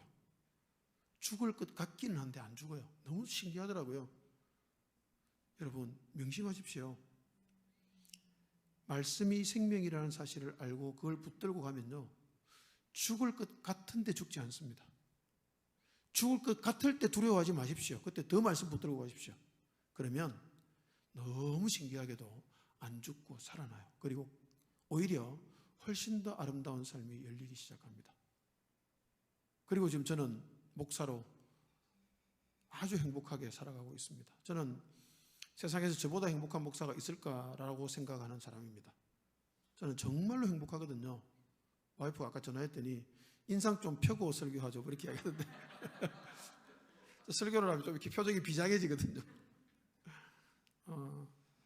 그렇게 비장한 표정으로 설교를 하지만 그게 은혜 받아서 그렇습니다. 설교하면 눈물 날 때가 많거든요.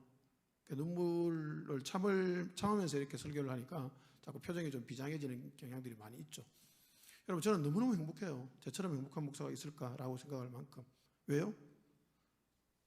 모든 말씀으로 산다는 것을 제가 알아가고 있기 때문이에요. 떡으로 사는 게 아니고. 이렇게 강의했더니 어떤 분이 남자분이 손을 들고 묻더라고요. 강의하고 있는 중에 손을 들고 묻더라고요. 목사님, 에이 목사님, 그래도 떡이 있어야 살죠. 이렇게 말씀하시더라고요. 그분의 말씀 맞을까요? 틀릴까요? 맞을까요? 틀릴까요? 다 맞다고 생각하시죠? 틀렸습니다. 왜 틀렸을까요? 그분의 말 자체는 틀리지 않아요. 떡도 있어요. 우리 떡이 없으면 굶어 죽잖아요. 그죠?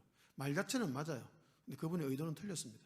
그분이 왜 갑자기 굳이 제가 강의를 하고 있는 중간에 말을 끊고 왜 그런 말을 하셨을까요?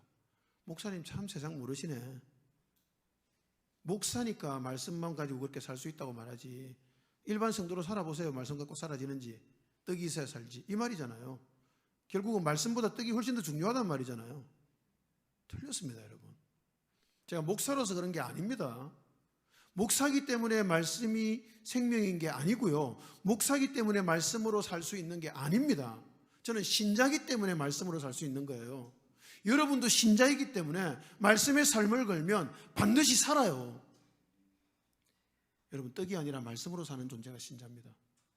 이 사실을 믿으셔야 되고요. 떡이 아니라 말씀의 삶을 걸면 하나님은 반드시 떡이 아니라 말씀으로 살아갈 수 있는 삶을 허락해 주십니다. 반드시 허락해 주세요. 떡이 아니라 말씀, 떡보다 말씀, 돈보다 말씀, 부유함보다 말씀, 권력보다 말씀. 꼭 기억하십시오. 잘 먹고 잘 사는 것보다 말씀, 아파트 값이 오르는 것보다 말씀. 여러분, 아파트 값이 어떤 사람은 10억이 올랐는데 나는 하나도 안 올랐어. 부러운 마음이 생길 수는 있는데요. 그것에 마음 뺏기지 마시기 바랍니다. 여러분, 아파트가 10억이 오른다고 해서 그 사람이 멋진 인생을 사는 것이 결코 아닙니다, 여러분. 아파트값 하나도 오르지 않아도 비록 전세 살고 월세 살고 있어도 내가 말씀의 삶을 걸고 하루하루 살아가기만 한다면 하나님은 우리를 가장 멋진 인생, 가장 행복한 인생으로 반드시 만들어 가십니다. 말씀의 삶을 걸어야 합니다. 광야 생활을, 이렇게 우리 인생을 광야 생활을 겪게 하시고 알게 하시고 경험하게 하시는 이유는 딱 한 가지입니다. 떡이 아니라 말씀이 너를 살린다. 떡이 아니라 말씀으로 살아야 되는 존재가 신자다라는 것을 알게 하기 위함입니다. 꼭 경험하시고 아시기 바랍니다. 4번입니다. 약속의 땅에 들어가는 이스라엘을 올무에 빠뜨린 발람의 꾀는 무엇인가요? 이제 이야기를 조금 해드려야 됩니다. 발람의 꾀인데요, 성경에는 발람과 비슷한 이름이 또 나오죠, 그죠? 발락이라는 이름입니다. 발람과 발락. 발람은 직업이 뭘까요? 선지자. 선지자인데 이게 선지자인지 아닌지 아주 애매모호한 존재입니다. 일단 선지자라고 합시다. 발락은 직업이 뭘까요? 발락. 발락은 왕입니다. 모압의 왕입니다. 발람이란 선지자는요, 약간 이상한 선지자인데 어떤 사람이 있는가 하면 이 사람이 저주를 하면 저주가 이루어져요. 이 사람이 복을 빌면 복이 임합니다. 다시 말하면 아주 용한 선지자였죠. 용한 점쟁이, 용한 선지자, 뭐 이런 사람이었습니다. 저는 이름이 용인데 그 사람은 용한 선지자였습니다. 그게 발람이었어요. 발람이 용하다는 사실을 발락이 소문을 들은 겁니다. 발락 왕이. 근데 이 모압 왕 발락은 소원이 하나 있었어요. 어떤 소원인가 하면 이스라엘을 망하게 하고 싶은 소원이 있었습니다. 근데 아무리 생각해도 맞붙어서는 이길 성산이 없는 거예요. 하나님이 이스라엘 편이라는 사실을 아는 거죠. 그래서 맞붙으면 성산이 없다는 걸 아는 겁니다. 어떻게 하면 이스라엘을 망하게 할 수 있을까를 고민하다가 용한 선지자가 있다는 말을 들은 거죠. 그래서 발람에게 신하들을 보냈습니다. 신하들을 보내서 발람을 데려와라. 그래서 발람에게 이스라엘을 저주하게 만들어야 되겠다라고 했죠. 그래서 신하들이 찾아갔습니다. 자, 갑시다. 임금님이 부르십니다. 하니까 여기서 하룻밤을 묵으십시오. 좀 거리가 멀었나 봐요. 여기서 하룻밤을 묵으십시오. 제가 가서 그분께 물어보겠습니다. 하고 이제 물어봅니다. 마치 선지자 같잖아요. 그래서 하나님께 막 물어봤죠. 그때 하나님께서 가지 말라고 하셨습니다. 와서 안 갑니다. 하나님께서 못 가게 하십니다. 돌려보냈습니다. 제법 선지자 같잖아요. 그죠? 선지자인지 아닌지 헷갈리는 이유가 그것 때문이에요. 돌려보냈습니다. 발락 왕이 돌아온 신하들을 보고 이게 이 정도 신하 가지고는 안 되는구나 하고 이제 고위급 공무원을 보낸 거예요. 높은 신하들. 고위 관료들을 다시 보낸 겁니다. 다시 갔는데 자, 발람 선지자요. 갑시다. 왕이 부릅니다. 하니까 이 발락이 또 말합니다. 하룻밤을 묵으십시오. 제가 가서 기도해 보겠습니다. 물어보겠습니다. 했습니다. 이미 발람의 마음이 거기서 나오죠. 다시 물을 필요가 있을까요? 없을까요? 없잖아요. 이미 하나님께서 응답해 주셨잖아요. 그죠? 가지 말라고. 근데 왜 다시 물었을까요? 가고 싶으니까요. 왜 가고 싶죠? 제 생각에 한 100억쯤 주겠다고 했을 것 같아요. 이스라엘 망하게 하는데 100억 좀 안 주겠어요. 그죠? 말 한마디 하면 100억을 준대요. 100억을. 평생 팔자 고치잖아요. 어떻게 안 가고 싶겠어요? 너무 가고 싶겠죠. 그래서 물은 겁니다. 하나님께서 가라고 하십니다. 이상하죠? 하나님 왜 변덕이야 갑자기? 여러분 굉장히 중요한 사실 하나가 있습니다. 명심하셔야 될 사항이 하나 있어요. 하나님은 사람의 자유의지를 100% 인정하십니다. 하나님이 강제로 누군가를 꺾어서 자기 뜻대로 가게 하시는 일은 없습니다. 하나님은 자유의지를 100% 인정하세요. 그래서 발람이 지금 너무 가고 싶어 한단 말이죠. 그러면 가게 하시는 분이 하나님이십니다. 그런데 그때 정말 조심해야 됩니다. 그 뒷책임은 자기가 져야 되는 겁니다. 발람은 좋아를 하고 이제 가는 겁니다. 이제 100억이 눈앞에 있구나 이러면서 가는 거죠. 가다가 이제 어떤 일이 생기죠? 타고 가던 나귀가 갑자기 벽으로 뭐 쓸리면 다리가 쓸리고 뭐 이렇게 그런 일이 생기죠. 그죠? 그래서 나귀를 죽이겠다고 하니까 갑자기 나귀가 짠 말을 하고 내가 너를 살리려고 했는데 왜 날 죽이려고 하느냐 막 그랬습니다. 그랬더니 앞에서 갑자기 이렇게 주의 사자가 나타나죠. 칼 들고 딱 죽이겠다고. 그걸 발람의 눈을 딱 뜨게 해서 보게 하나님께서 주십니다. 무릎 꿇고 잘못했다고 빌죠. 그래서 안 가겠습니다라고 이야기합니다. 그때 주의 사자가 뭐라고 하는가 하면 가라. 가는데 하나님께서 입에 담아주는 말만 해라 라고 전제 조건을 답니다. 그러고 갔습니다. 그러고 갔더니 발람이 자기가 하고 싶은 대로 이스라엘을 저주할 수 있을까요? 없을까요? 이제 없죠. 뭐 이제 죽는 거 뻔히 아는데. 그래서 저주 못하고 계속 하나님께서 주시는 축복만 계속, 복만 계속 비는 겁니다. 그래서 결국은 저주를 못하는 발람을 보고 발락이 화가 나서 집에 가라 그랬습니다. 성경에는요, 각각 자기 곳으로 갔더라라고 끝나는 것처럼 나와요. 발람과 발락이 각각 자기 곳으로 가고 끝났습니다. 성경에는 구체적인 사건이 안 나와요. 그런데 갑자기 이 사건이 나옵니다. 민수기 31장 16절 같이 읽습니다. 보라, 이들이 발람의 꾀를 따라 이스라엘 자손을 버올의 사건에서 여호와 앞에 범죄하게 하여 여호와의 회중 가운데 연병이 일어나게 하였느니라. 갑자기 발람의 꾀가 나오죠. 자, 성경에 사건은 구체적으로 안 나오지만 이런 사건이 일어났다라고 이제 짐작할 수 있습니다. 어떤 사건이 일어났냐면 발람이 돌아가다 생각하니까 너무 아까운 거예요. 100억이 눈앞에 아른아른한 거죠. 100억이. 그래서 다시 돌아갑니다. 그래서 임금 발락 왕에게 가서 이렇게 말하죠. 임금님, 제가 한 가지 꾀가 있습니다. 제가 직접 저주는 못하지만 이스라엘 망하게 할 꾀가 있습니다. 이 꾀가 효력이 있다면 저에게 100억을 주시겠습니까? 발락 왕이 오케이, 당연히 주지 라고 했습니다. 임금님, 이렇게 하십시오 라고 말했죠. 어떻게 하라고 했는가 하면 이스라엘의 하나님은 거룩하신 분입니다. 이스라엘 백성들이 거룩을 깨뜨리고 타락하면 하나님이 이스라엘을 멸망시킬 겁니다. 그러니 이스라엘을 타락시키십시오. 그렇게 이야기한 겁니다. 어떻게 타락시키냐? 이렇게 타락시키십시오. 자, 모압이라는 나라는요, 섬기는 신이 있었습니다. 그 신이 뭘까요? 아주 유명한 구약의 아주 유명한 신입니다. 바알입니다. 바알과 아세라 신을 섬겼어요. 그런데 이 바알 신은요, 풍요와 다산의 신입니다. 풍요와 다산. 오늘날로 말하면 무슨 신일까요? 돈신입니다. 돈신. 아주 간단해. 돈신입니다. 세상 모든 사람들이 다 좋아할 신이죠. 풍요와 다산. 바알을 잘 섬기면 풍요와 다산을 준다라는 그런 신인데요. 이 바알 신을 섬기는 신전이 있었는데 이 신전에서 하는 제사 의식이 참으로 특이했습니다. 다른 제사 의식을 다 하고 나서 제일 마지막 행위가 뭐냐면 신전에 있는 장녀들과 성행위를 하는 겁니다.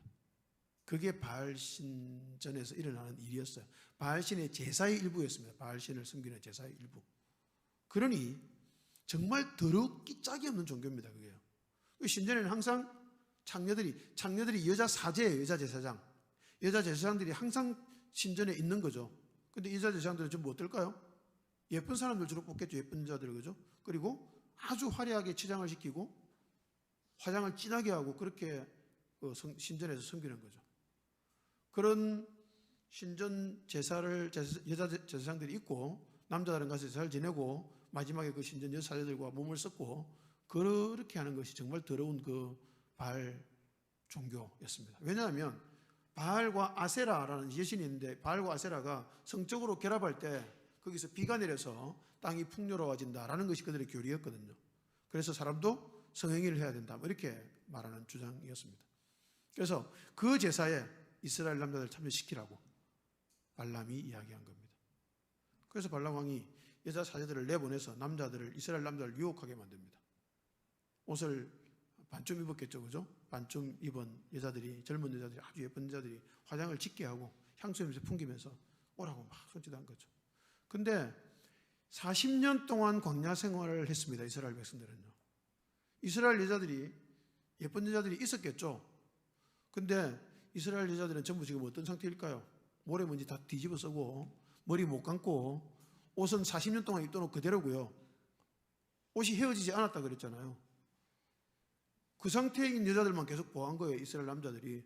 그러다가 갑자기 그 어마어마하게 화려한 옷을 입고 막 이 향수 냄새 풍기고 화려하게 화장을 한 너무나 천사 같아 보이는 예뻐 보이는 여자들을 본 거죠. 어떻게 됐을까요? 그 유혹에 넘어갔을까요? 안 넘어갔을까요? 안타깝게도 유혹에 다 넘어갔습니다. 그래서 전부 다 신전으로 가서 바알 제사를 드리고 그 여자 사제들과 몸을 섞었어요.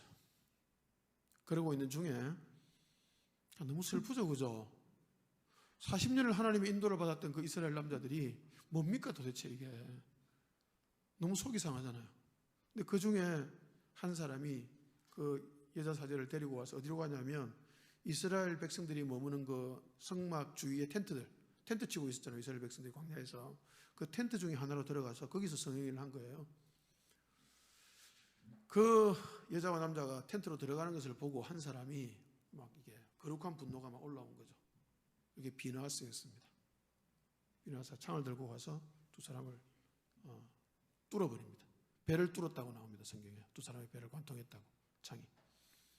그랬더니 연병이 그쳤다라고 나오죠. 그 성행위를 하고 이방 제사를 드리면서 성행위를 하는 그동안에 이스라엘 백성들이 연병으로 막 죽어나가고 있었던 거예요. 몇만 명이 죽었어요. 몇만 명이. 그 범죄 때문에 이스라엘 백성들이 몇만 명이 죽었던 거죠. 발람의 꾀는 성공한 겁니다. 완벽하게 성공은 안 했지만 엄청난 성공을 한 거죠. 그런데 비나하스가 창을 내리꽂는 순간 연병이 그쳤습니다.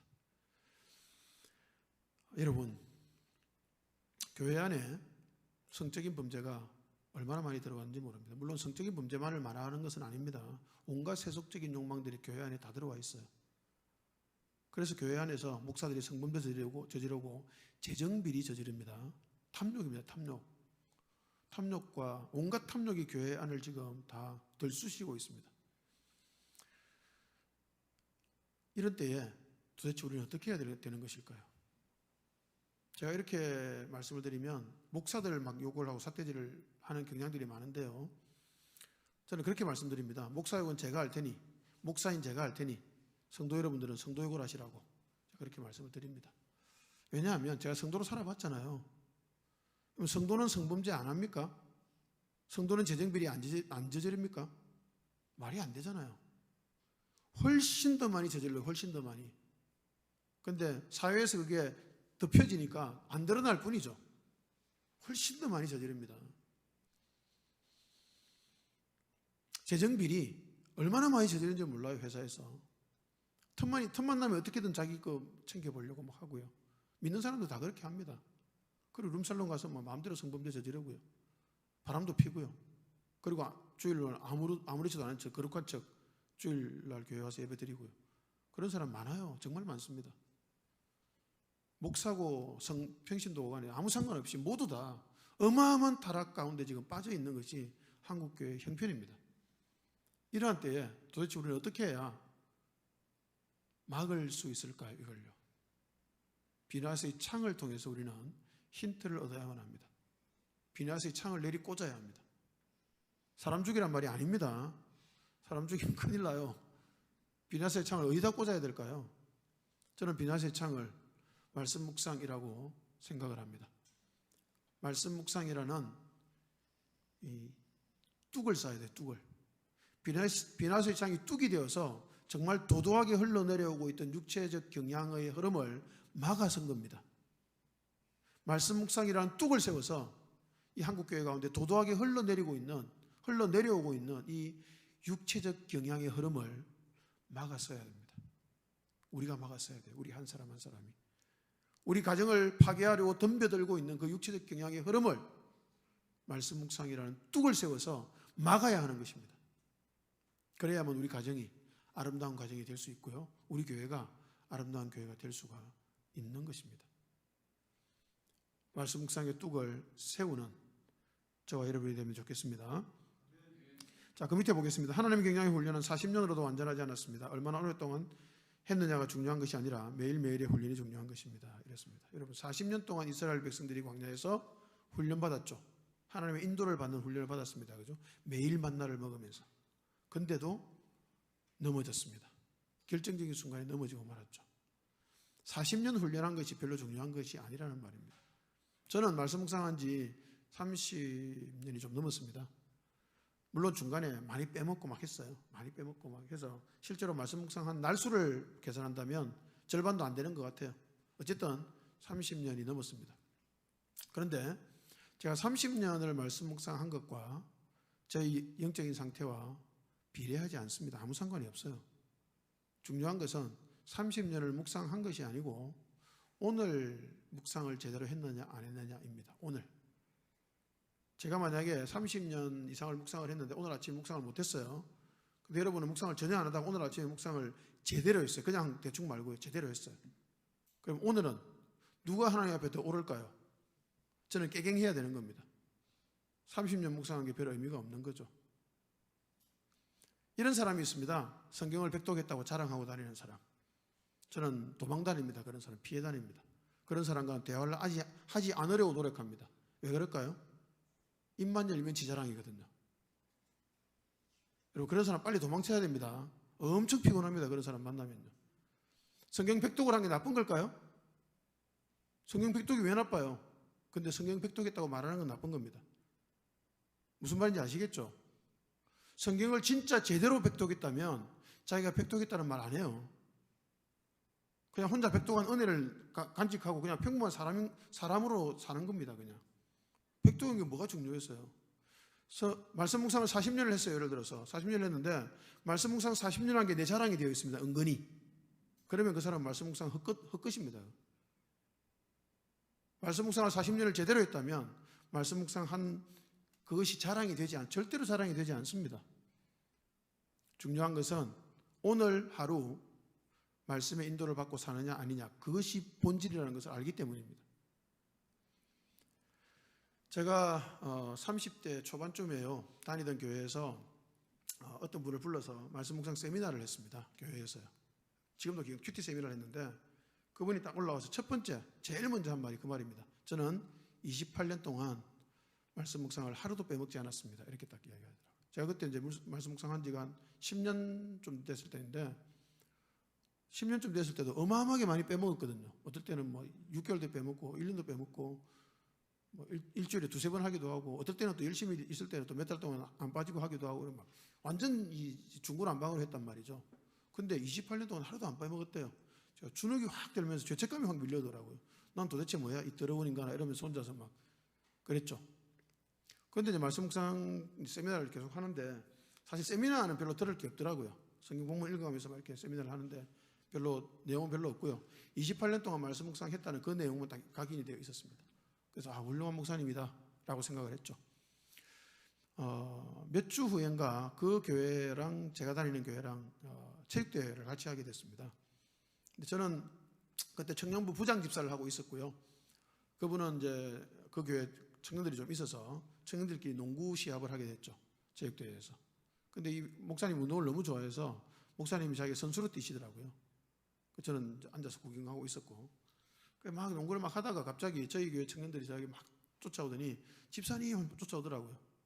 왜? 이러니까 농구 못하겠어요 이러더라고요. 왜? 이러니까 목사님이 자꾸 반칙을 해요. 그 농구하면 이렇게 막 공으로 얼굴 막 갖다 대고 위협하는 거 반칙이거든요. 그런 반칙하고 뒤에서 슬쩍 잡아당기고 이런 거 있잖아요. 그런 걸 너무 많이 한다는 거예요. 그죠? 그랬죠. 에이 뭐 잘못 봤겠지. 28년 동안 말씀 묵상을 하나도 안 빠진 목사님이 그럴 리가 있냐. 그렇게 이야기했습니다. 그리고 아니에요. 지금 집사님 보세요 진짜로 그런지 안 그런지 하고 그 목사님 계속 쳐다봤죠. 반칙 진짜 많이 하더라고요. 그래서 제가 안 되겠다. 이제 제가 선수로 뛰었습니다. 저한테도 그러더라고요. 애들 다 청년들 다 불러 모으고 그랬습니다. 얘들아 목사님이 너무 이기고 싶은 모양이다. 그냥 대충 뛰라. 열심히 하지 말고 대충 뛰고 저들이자 그냥. 저렇게 이기고 싶어 하는데 그냥 저들이자. 그리고 정말 대충 뛰고 그냥 저들이고 경기를 끝냈습니다. 애들한테 제가 청년들한테 그랬죠. 얘들아 이제 저 목사님 앞으로 보지 말자. 그랬습니다. 그 목사님이 왜 그럴까요? 말씀 묵상을 28년 동안 하루도 안 쉬어서 그렇습니다. 여러분 하루도 안 쉬는 것은 하나도 중요한 게 아닙니다. 하나도 안 쉰 게 자기 의가 될 바에는 그냥 많이 쉬는 게 좋아요. 저는 30년 넘게 말씀 묵상을 했지만 30년 넘게 말씀 묵상한 것이 저의 의가 되지는 않은 것 같습니다. 정말 다행히도. 왜 그럴까요? 제가 정말 얼마나 쓰레기 같은 인간인지를 알거든요. 제가요. 저는 진짜 쓰레기 같은 인간이거든요. 저를 인간 되게 만드는 게 말씀이거든요. 그래서 말씀이 너무 감사하고 너무 고맙고 너무 눈물나게 깊은 감동이 있어서 말씀을 붙드는 거지. 말씀을 그렇게 붙든 것이 자랑이 될 수가 없잖아요. 살기 위해서 붙든 게 무슨 자랑이에요. 정말 감사해도 저는 자랑이 안 된 거죠. 여러분 뭔가가 자랑이 되면 신자로서는 조지는 겁니다. 여러분 신앙 좋다는 게 자랑인가요? 그게 왜 자랑이에요? 살기 위해서 신앙이 좋아진 건데. 쓸데없는 것으로 자랑하지 말아야만 합니다. 문제는 오늘 아침 내가 말씀을 묵상하고 그 말씀의 인도를 받는 삶을 하루 살고 있느냐 살고 있지 않느냐, 그게 제일 중요해요. 그것을 놓쳐버리면 40년을 말씀 묵상해도 한순간에 무너지고 맙니다. 그래서 오늘 하루 말씀의 인도를 받느냐 받지 않느냐, 그것에 우리 목숨을 걸어야 합니다. 5번 이세벨입니다. 이세벨.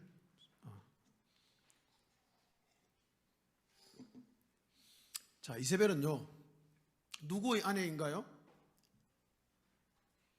아합 왕의 아내입니다. 아합 왕의 아내. 북이스라엘의 왕 아합인데요, 이 아합 시대는 이스라엘 역사 가운데 굉장히 풍요롭고 번성하는 시대였습니다. 아합 시대만큼 번영했던 시대는 없다고 말할 정도로 굉장히 번영을 이루었던 그런 시대가 아합 시대였습니다. 그런데 영적으로는 완전히 개판이었습니다. 영적으로는. 이 아합 왕이 정략가라서요, 정략 결혼을 많이 했거든요. 정략 결혼을 한 여자 중에 하나가 바로 이세벨이었습니다. 이세벨은 이웃나라 시돈이라는 나라의 공주였는데요, 이 이세벨의 아버지가 이름이 엣바알이었습니다. 엣바알. 이름에 뭐가 있죠? 바알이 들어가 있잖아요. 원래 바알의 제사장이었습니다. 바알 제사장인데 쿠데타를 일으켜서 왕을 죽이고 자기가 왕이 된 거예요. 그래서 이 시돈이라는 나라는 완전히 바알의 나라였습니다. 전체가 바알의 나라였어요. 완전히 바알로 뒤범벅이 되어 있는 나라였습니다. 그 중에서도 이세벨은 바알 신의 열렬 추종자였습니다. 그래서 그 여자를 정략 결혼해서 딱 데리고 오니까 어떻게 됐냐면 짧은 시간 안에 온 이스라엘이 바알의 곳이 되고 말았습니다. 이세벨이 바알의 열렬 추종자인데다가 리더십이 정말 탁월한 여자였거든요. 저는 성경에 나오는 모든 여자 중에서 이세벨이 가장 리더십이 탁월한 여자가 아닐까라고 생각이 됩니다. 악한 쪽으로 리더십이 탁월하면 정말 인생이 피곤해집니다. 주변 인생들이요. 이세벨은 정말 리더십이 탁월한 여자였어요. 바알신의 열렬 추종자였고요. 이 이세벨의 시대에 활약했던 선지자가 누구였겠습니까? 엘리야였습니다. 엘리야가 이제 막 숨어 지내다가 이제 어느 날 나타나서 대결을 하게 되었죠. 이방 선지자 850명과 엘리야 한 사람이 대결을 했습니다. 어디 있어요? 갈멜산에서. 갈멜산에서 대결했는데 실제로 대결한 건 450명입니다. 450대 1로 대결을 해서 결국은 하늘에 불이 내려와서 재물을 태우는 신이 진짜 신이다 했는데 450명이 난리를 치고 뭐 자기 몸을 자해를 해도 이 재물을 태우지 못했잖아요. 근데 엘리야가 머리 쳐박고 기도하니까 불이 내려와서 재물을 태웠고, 재물뿐만 아니라 물까지 다 태웁니다. 물을 12왕중에 붓고 막 기도했잖아요. 물까지 다 태워버려서 하나님이 진짜 참신이라는 사실을 완벽하게 드러냈습니다. 그리고 이방 선지자 다 쳐 죽이고 완전히 피바다가 됐습니다. 여러분 끝났잖아요. 이제 게임 셋이잖아요. 완전히 게임 종료잖아요. 근데 놀랍게도 이세벨은 포기하지 않습니다. 이세벨이 뭐라고 하는가 하면 저 엘리야 놈 잡아와라. 내가 엘리야 죽여야 되겠다 라고 이야기를 하는 거죠. 엘리야는 지금 영끌 해가지고 영혼까지 끌어올려서 지금 저 갈멜살 전투를 치르고 이제 어마어마한 승리를 거두어서 끝났다라고 생각하는데 하나도 안 끝나고 새로 시작해야 돼요. 얼마나 황당했을까요? 그래서 엘리야가 뭐 해야 될까요? 엘리야는 군사력이 없잖아요. 뭘 해야 될까요?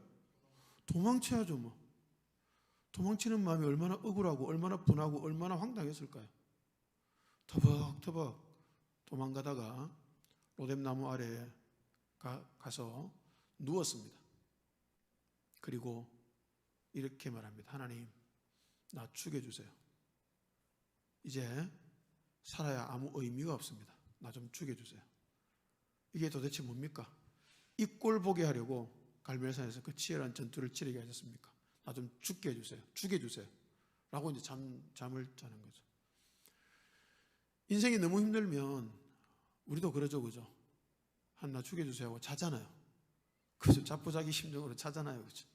엘리야가 딱 그랬고 우리 그런 심정보다 아마 100배, 1000배 정도 강렬하지 않았을 거라고 생각이 됩니다. 근데 하나님께서 어떻게 하시죠? 까마귀를 보내서, 까마귀 맞죠? 까마귀를 보내서 먹을 것을 주십니다. 엘리야가 눈을 떠보니 음식이 있거든요. 먹었습니다. 먹고 또 잡니다. 또 죽여달라니까 이런 거 왜 줘요? 이러면서 또 자는 거죠. 그래서 먹어요 또. 그리고 또 눈 떠보니까 또 음식이 있는 걸 또 먹었습니다. 그리고 힘을 내서 어딘가로 가는데 그 어딘가가 하나님의 산 호렙이죠. 그래서 굉장히 중요한 것 하나가 있는데요. 하나님이 사람이 진짜 낙심했을 때 하나님은 무엇을 하실까입니다. 무엇을 하시죠? 이 선지자 엘리야를 거룩한 말로 설득하셨나요? 아니잖아요. 뭐 하셨어요? 먹였습니다. 먹였어요. 제가 양재현 목사님을 좋아하는 이유 중에 하나가 그것 때문입니다. 먹이는 걸 너무 좋아하세요. 여러분, 영성이 깊은 목회자는 먹이길 좋아합니다. 왜냐하면 하나님이 그러시거든요. 제가 처음 하나님을 만났을 때가 대학생 때였는데요. 제가 같이 다니던 교회에 존경하는 선배님이 있었습니다. 얼마나 존경했냐면 그 선배가 부산대학교 영문과를 갔거든요. 저는 시험 치고 대학이 뭔지도 모르고 무슨 과를 갈지도 아무것도 모르고 그냥 무조건 영문과를 써서 갔습니다. 그 선배가 좋아서. 그렇게 했던 만큼 제가 존경했던 선배였는데요. 대학을 갔는데 대학교 2학년 때쯤 됐을 겁니다. 인생이 너무 괴로운 거예요. 삶의 의미가 없고요. 이 왜 사나 싶더라고요, 정말. 그때는 이제 토요일 날 수업이 오전에 있었는데요. 오전 수업 끝나고 캠퍼스 안을 터벅터벅 걸었습니다. 정말 왜 사는지를 모르겠고요. 그냥 죽고 싶은 건 아니고 그냥 사라지면 좋겠더라고요. 죽는 건 너무 괴로울 것 같아서 그냥 조용히 이 땅에서 지구상에서 사라지면 좋겠다 이런 생각이 들더라고요. 그런 생각을 하면서 터벅터벅 걸었죠. 그러다가 그 선배가 생각이 나서 그 선배가 있는 곳으로 갔습니다. 그 토요일마다 그 선배가 있는 사무실 같은 게 있었거든요. 그 선배한테 갔더니 친구랑 막 히다거리고 놀고 있더라고요. 그래서 마음속으로 너무 서운하더라고요. 난 괴로워서 죽으려고 하는데 친구랑 히다거리고 있네 이러면서 일어나서 이제 가려고 했더니 영화 잠깐만 기다리라 이러더라고요. 그래서 서둘러서 친구를 보내고 저를 데리고 가자 그러더라고요. 그래서 갔죠. 따라갔죠. 어디 갔냐면 그 선배 자기 집으로 데리고 갔습니다.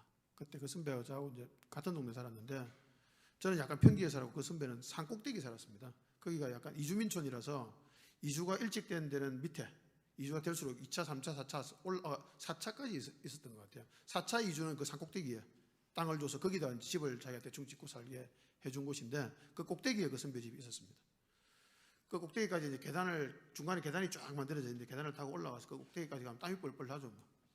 그 선배 집까지 갔는데 선배가 물을 미지근하게 데펴서 세숫대에 딱 주면서 발 씻으라 그러더라고요.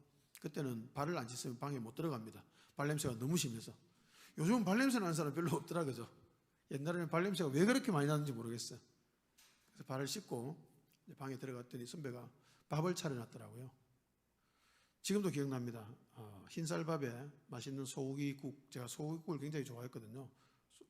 부산식으로 끓이는 소고기국이 있습니다. 경상도식으로 끓인 소고기국이랑 그다음에 김치랑 이렇게 있는데 먹었는데 진짜 맛있더라고요. 정말 맛있게 먹었습니다. 정말. 그렇게 공고하고 괴로운데도 어떻게 그렇게 맛있는지 모르겠어요. 엘리야가 죽을 것 같은데 눈 뜨고 음식 보고 먹은 거하고 비슷한 것 같아요. 그렇게 공고하고 괴로운데 음식은 왜 그렇게 맛있는지 그렇게 이제 밥을 다 먹고 나서 그 선배가 예배드리자 그래 상을 치우고 나서 예배드리자 그러더라고요. 그래서 둘이서 예배를 드렸습니다. 둘이서요. 그래서 이제 찬송을 하는데 그때 찬송이 지금도 기억나요. 내 마음이 낙심되며 근심에 눌릴 때 주께서 함께하사 용기를 주시네. 그 은혜가 내게 족하다. 그 은혜가 내게 족하다. 이 험한 세상 사는 동안 그 은혜가 족하다 라는 찬양입니다. 찬송가에 있죠. 1절 후렴을 부를 때 눈물이 터져서 계속 운 거죠. 그 은혜가 내게 족하다. 왜 울었는지도 모르겠어요. 그 은혜가 족하지 않은데 내한테는. 근데 그 은혜가 족하다라는 찬양이 그렇게 가슴에 와닿아서 얼마나 우는지 모릅니다. 그 선배는 혼자서 계속 찬양을 부르고 저는 계속 울고 끝나고 나서 성경 읽고 그 선배가 간단하게 설교를 했어요. 그 본문이 뭔지 그 설교 내용이 뭔지 하나도 기억 안 나요. 근데 그 소고기 국밥과 그 찬송가는 지금도 기억이 납니다. 30년이 넘었는데 지금도 기억이 납니다. 여러분, 그리고 나서 제가 이제 딱 그 선배가 인사하고 나왔는데 집에 내려가야 되니까 내려가려고 딱 섰는데 앞에 계단이 쫙 내려가야 되거든요. 계단 위에 딱 섰는데요. 저 맞은편에서 노을이 지고 있더라고요. 제가 그때까지 노을 많이 어릴 때 노을이 많았어요. 노을 많이 봤거든요. 근데 늘 우울했습니다. 노을 보면 왠지 슬프고 우울하고 그랬더라고요. 근데 그날 보는 노을이 왜 그렇게 아름다운지 모르겠더라고요. 정말 너무너무 아름다운, 눈부시게 아름다운 거예요. 그래서 고개를 돌렸는데 마치 이게 슬로우 모션처럼 움직이는 거예요. 세상에 느낌에 쫙 짠짠짠짠 이런 거 있잖아요, 그죠? 그러면서 옆에 풀, 이렇게 조금만 꽃들 이런 것들이 보이는데 다 너무 아름다운 거예요. 갑자기 온 세상이 아름다워져 버렸어요. 하나님을 만난 거죠, 제가 하나님을 그때 만난 것 같아요. 왜 만났죠? 왜 만났을까요? 소고기 국밥 때문입니다. 그 선배가 베풀어준 소고기 국밥. 단순히 음식이 아니잖아요, 그죠? 그 선배의 마음, 그 선배의 정성, 그 선배의 간절한 갈망이 다 들어가 있었겠죠. 그리고 그 찬송. 여러분, 정말 낙심한 사람을 만나면요, 거기서 하나님 이야기 안 하셔도 됩니다. 거룩한 이야기 안 하셔도 괜찮아요. 교회 가자는 이야기도 안 하셔도 됩니다. 대신 뭐 하면 될까요? 밥을 사주십시오. 밥을. 그것도 아주 맛있는 밥을. 가능하면 집밥을 해주시면 제일 좋고요. 집밥이 너무 힘들면 자기가 아는 선에서 가장 맛있는 밥을 사주십시오. 그게 그 사람을 회복시키는 힘이 될 겁니다. 밥이 그냥 밥이 아니거든요. 그 사람의 마음이 담긴 밥이거든요. 그리고 그 밥을 통해서 그 사람이 하나님을 만날 수 있는 통로가 하나 열릴 수 있다는 사실을 기억하셔야 됩니다. 왜 그렇게 해야 되죠? 하나님도 그렇게 하셨어요, 엘리야에게. 하나님도 우리에게 그렇게 하실걸요, 아마. 그래서 엘리야는 그 하나님 주시는 그 맛있는 음식을 먹고 힘을 내어서 다시 걸어갔습니다. 어디로요? 호렙산으로요. 호렙산으로 걸어갔는데, 호렙산은 모세가 하나님을 만나서 하나님의 음성을 듣고 십계명 돌판을 받은 곳입니다. 모세가 하나님을 만났으니 나도 거기 가면 하나님을 만나겠지. 내가 하나님과 단판을 지어야 되겠다라는 생각이었겠죠. 그래서 호렙산으로 터벅터벅 걸어갔습니다. 결국은 호렙산에 도착을 했고요. 거기서 하나님을 만났을까요? 못 만났을까요? 호렙산에서 하나님을 만났죠. 어떻게 만났습니까? 우렁찬 우레 가운데서 하나님이 말씀하셨나요? 어마어마한 회오리 바람 속에 하나님이 계셨나요? 전혀 아니었습니다. 그런 것들이 임했습니다. 그런데 그런 것들 속에 하나님이 계시지 않았고요. 그런 것들이 다 지나고 나서 조용한 가운데 무엇이 들렸을까요? 세미한 소리가 들렸다. 예전 성경에는 세미한 음성이 있었다라고 이야기합니다. 그 세미한 음성이 엘리야에게 말을 했죠. 내려가서 너는 이렇게 하고 이렇게 하고 이렇게 해라.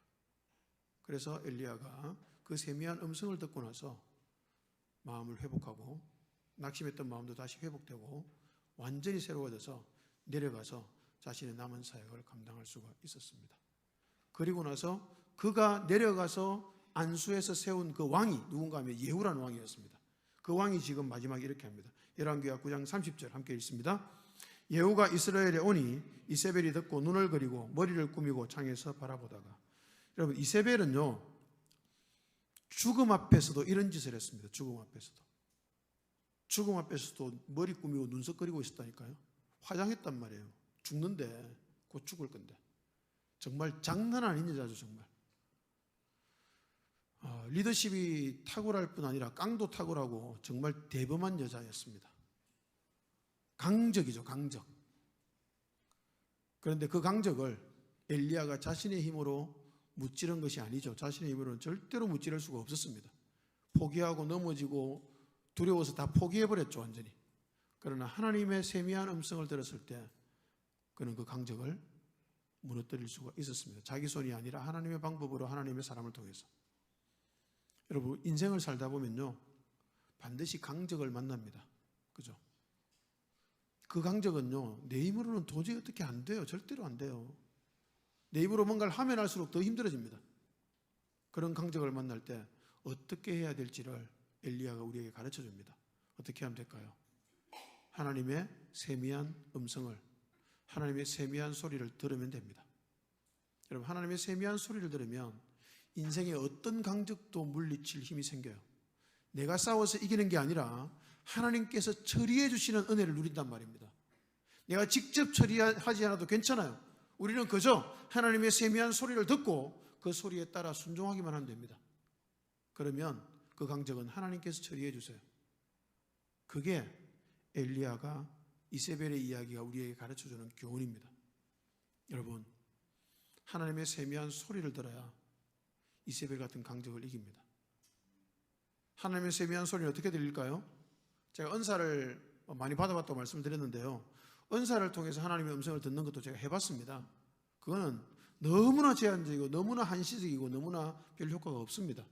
그리고 그렇게 하나님의 음성을 듣는다는 사람들 나중에 이상해지지 않은 사람 별로 없어요. 다 이상해졌어요. 그런 거 추구 안 하셔도 됩니다. 은사를 통해서 하나님의 음성 안 들으셔도 돼요. 어떻게 하면 하나님의 세미한 음성을 들을까요? 여러분, 그건 세미한 음성입니다. 세미한 음성. 어떻게 세미한 음성이 들릴까요? 말씀을 묵상해 보시면 알아요. 말씀을 묵상해 보시면 말씀을 묵상하는 과정 중에서 세미하게 우리 자신에게 말씀하시는 하나님의 음성이 들립니다. 귀로 들리는 게 아닙니다. 깨달음으로 들려요. 깨달음으로. 마음속 깊은 곳으로부터 올라오는 깨달음으로 들려옵니다. 하나님의 세미한 음성. 그래서 세미합니다. 여러분, 세미한 음성을 들으려면 어떻게 해야 들릴까요? 환경이 어떻게 해야 될까요? 환경이 시끌벅적하면 세미한 소리가 들려요? 안 들려요? 안 들리죠. 환경이 조용해야 돼요. 그런데 이 환경은 단순히 외적인 환경이 아니고요, 우리의 내면이 시끌벅적하면 안 됩니다. 우리의 내면이 조용해야 돼요. 훈련을 하면은 나중에 처음에는 외적 환경이 조용해야 우리 마음도 조용해지는데, 훈련을 좀 하면요, 외부 환경이 아무리 시끄러워도 우리 내면은 조용하게 말씀에 집중하는 것이 됩니다. 저는 명절에 시골에 가면요, 온 가족이 모여서 정말 이 공간 하나도 없어요. 그 공간에 구석에 처박혀서 혼자 말씀 묵상하고 있습니다. 시끌벅적하고 난리법석인데도 저는 그걸 하고 있어요. 근데 그게 돼요. 그 시끄러운 소리들 속에서 저는 조용함을 누리거든요. 그리고 그 속에서 섬세한 세미한 하나님의 음성을 듣게 됩니다. 여러분, 세미함은요, 우리의 마음의 분주함을 극복해야 세미한 음성이 들립니다.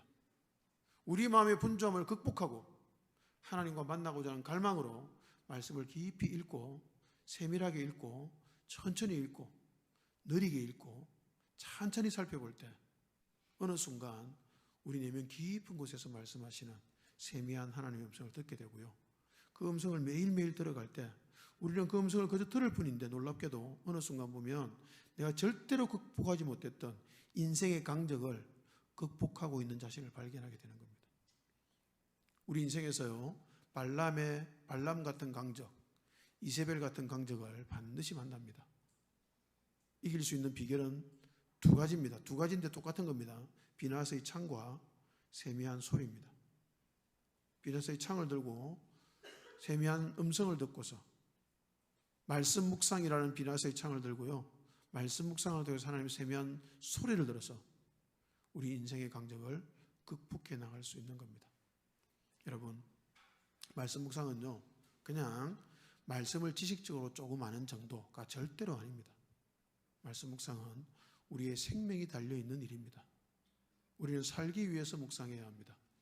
살기 위해서 하나님의 말씀을 붙들어야 되고요, 살기 위해서 하나님의 세미한 소리를 꼭 들어야 되겠다는 결단을 가지고 나아가야만 하는 것입니다. 사람이 떡으로만 사는 것이 아니고 하나님의 말씀으로 산다는 사실을 알 때까지 하나님은 우리에게 고난을 주실 겁니다. 그 고난을 말씀을 붙들고 통과하게 되면 우리 인생이 말할 수 없이 행복해집니다. 여전히 삶의 어려움이 있음에도 불구하고 그 어려움이 우리를 지배하지 못하는 놀라운 은혜로 우리는 세상이 감당하지 못하는 행복을 누려가는 그런 멋진 존재로 우뚝 서게 될 것입니다. 말씀의 삶을 거는 말씀의 사람이 되시기를 주님 이름으로 축복합니다. 아멘. 네, 오늘 첫 강의 여기까지인데요. 1장도 지금 다 안 마쳤죠, 그죠? 이렇게 해서 어떻게 다 할 수 있을까라고 걱정을 하시는데, 제가 말씀드렸죠. 1장이 제일 중요하다고요. 1장이 제일 중요하기 때문에 자세히 한 겁니다. 뒷부분은 또 시간 맞춰서 다 갈 거니까 걱정하지 마시고요. 네, 함께 해주셔서 감사합니다.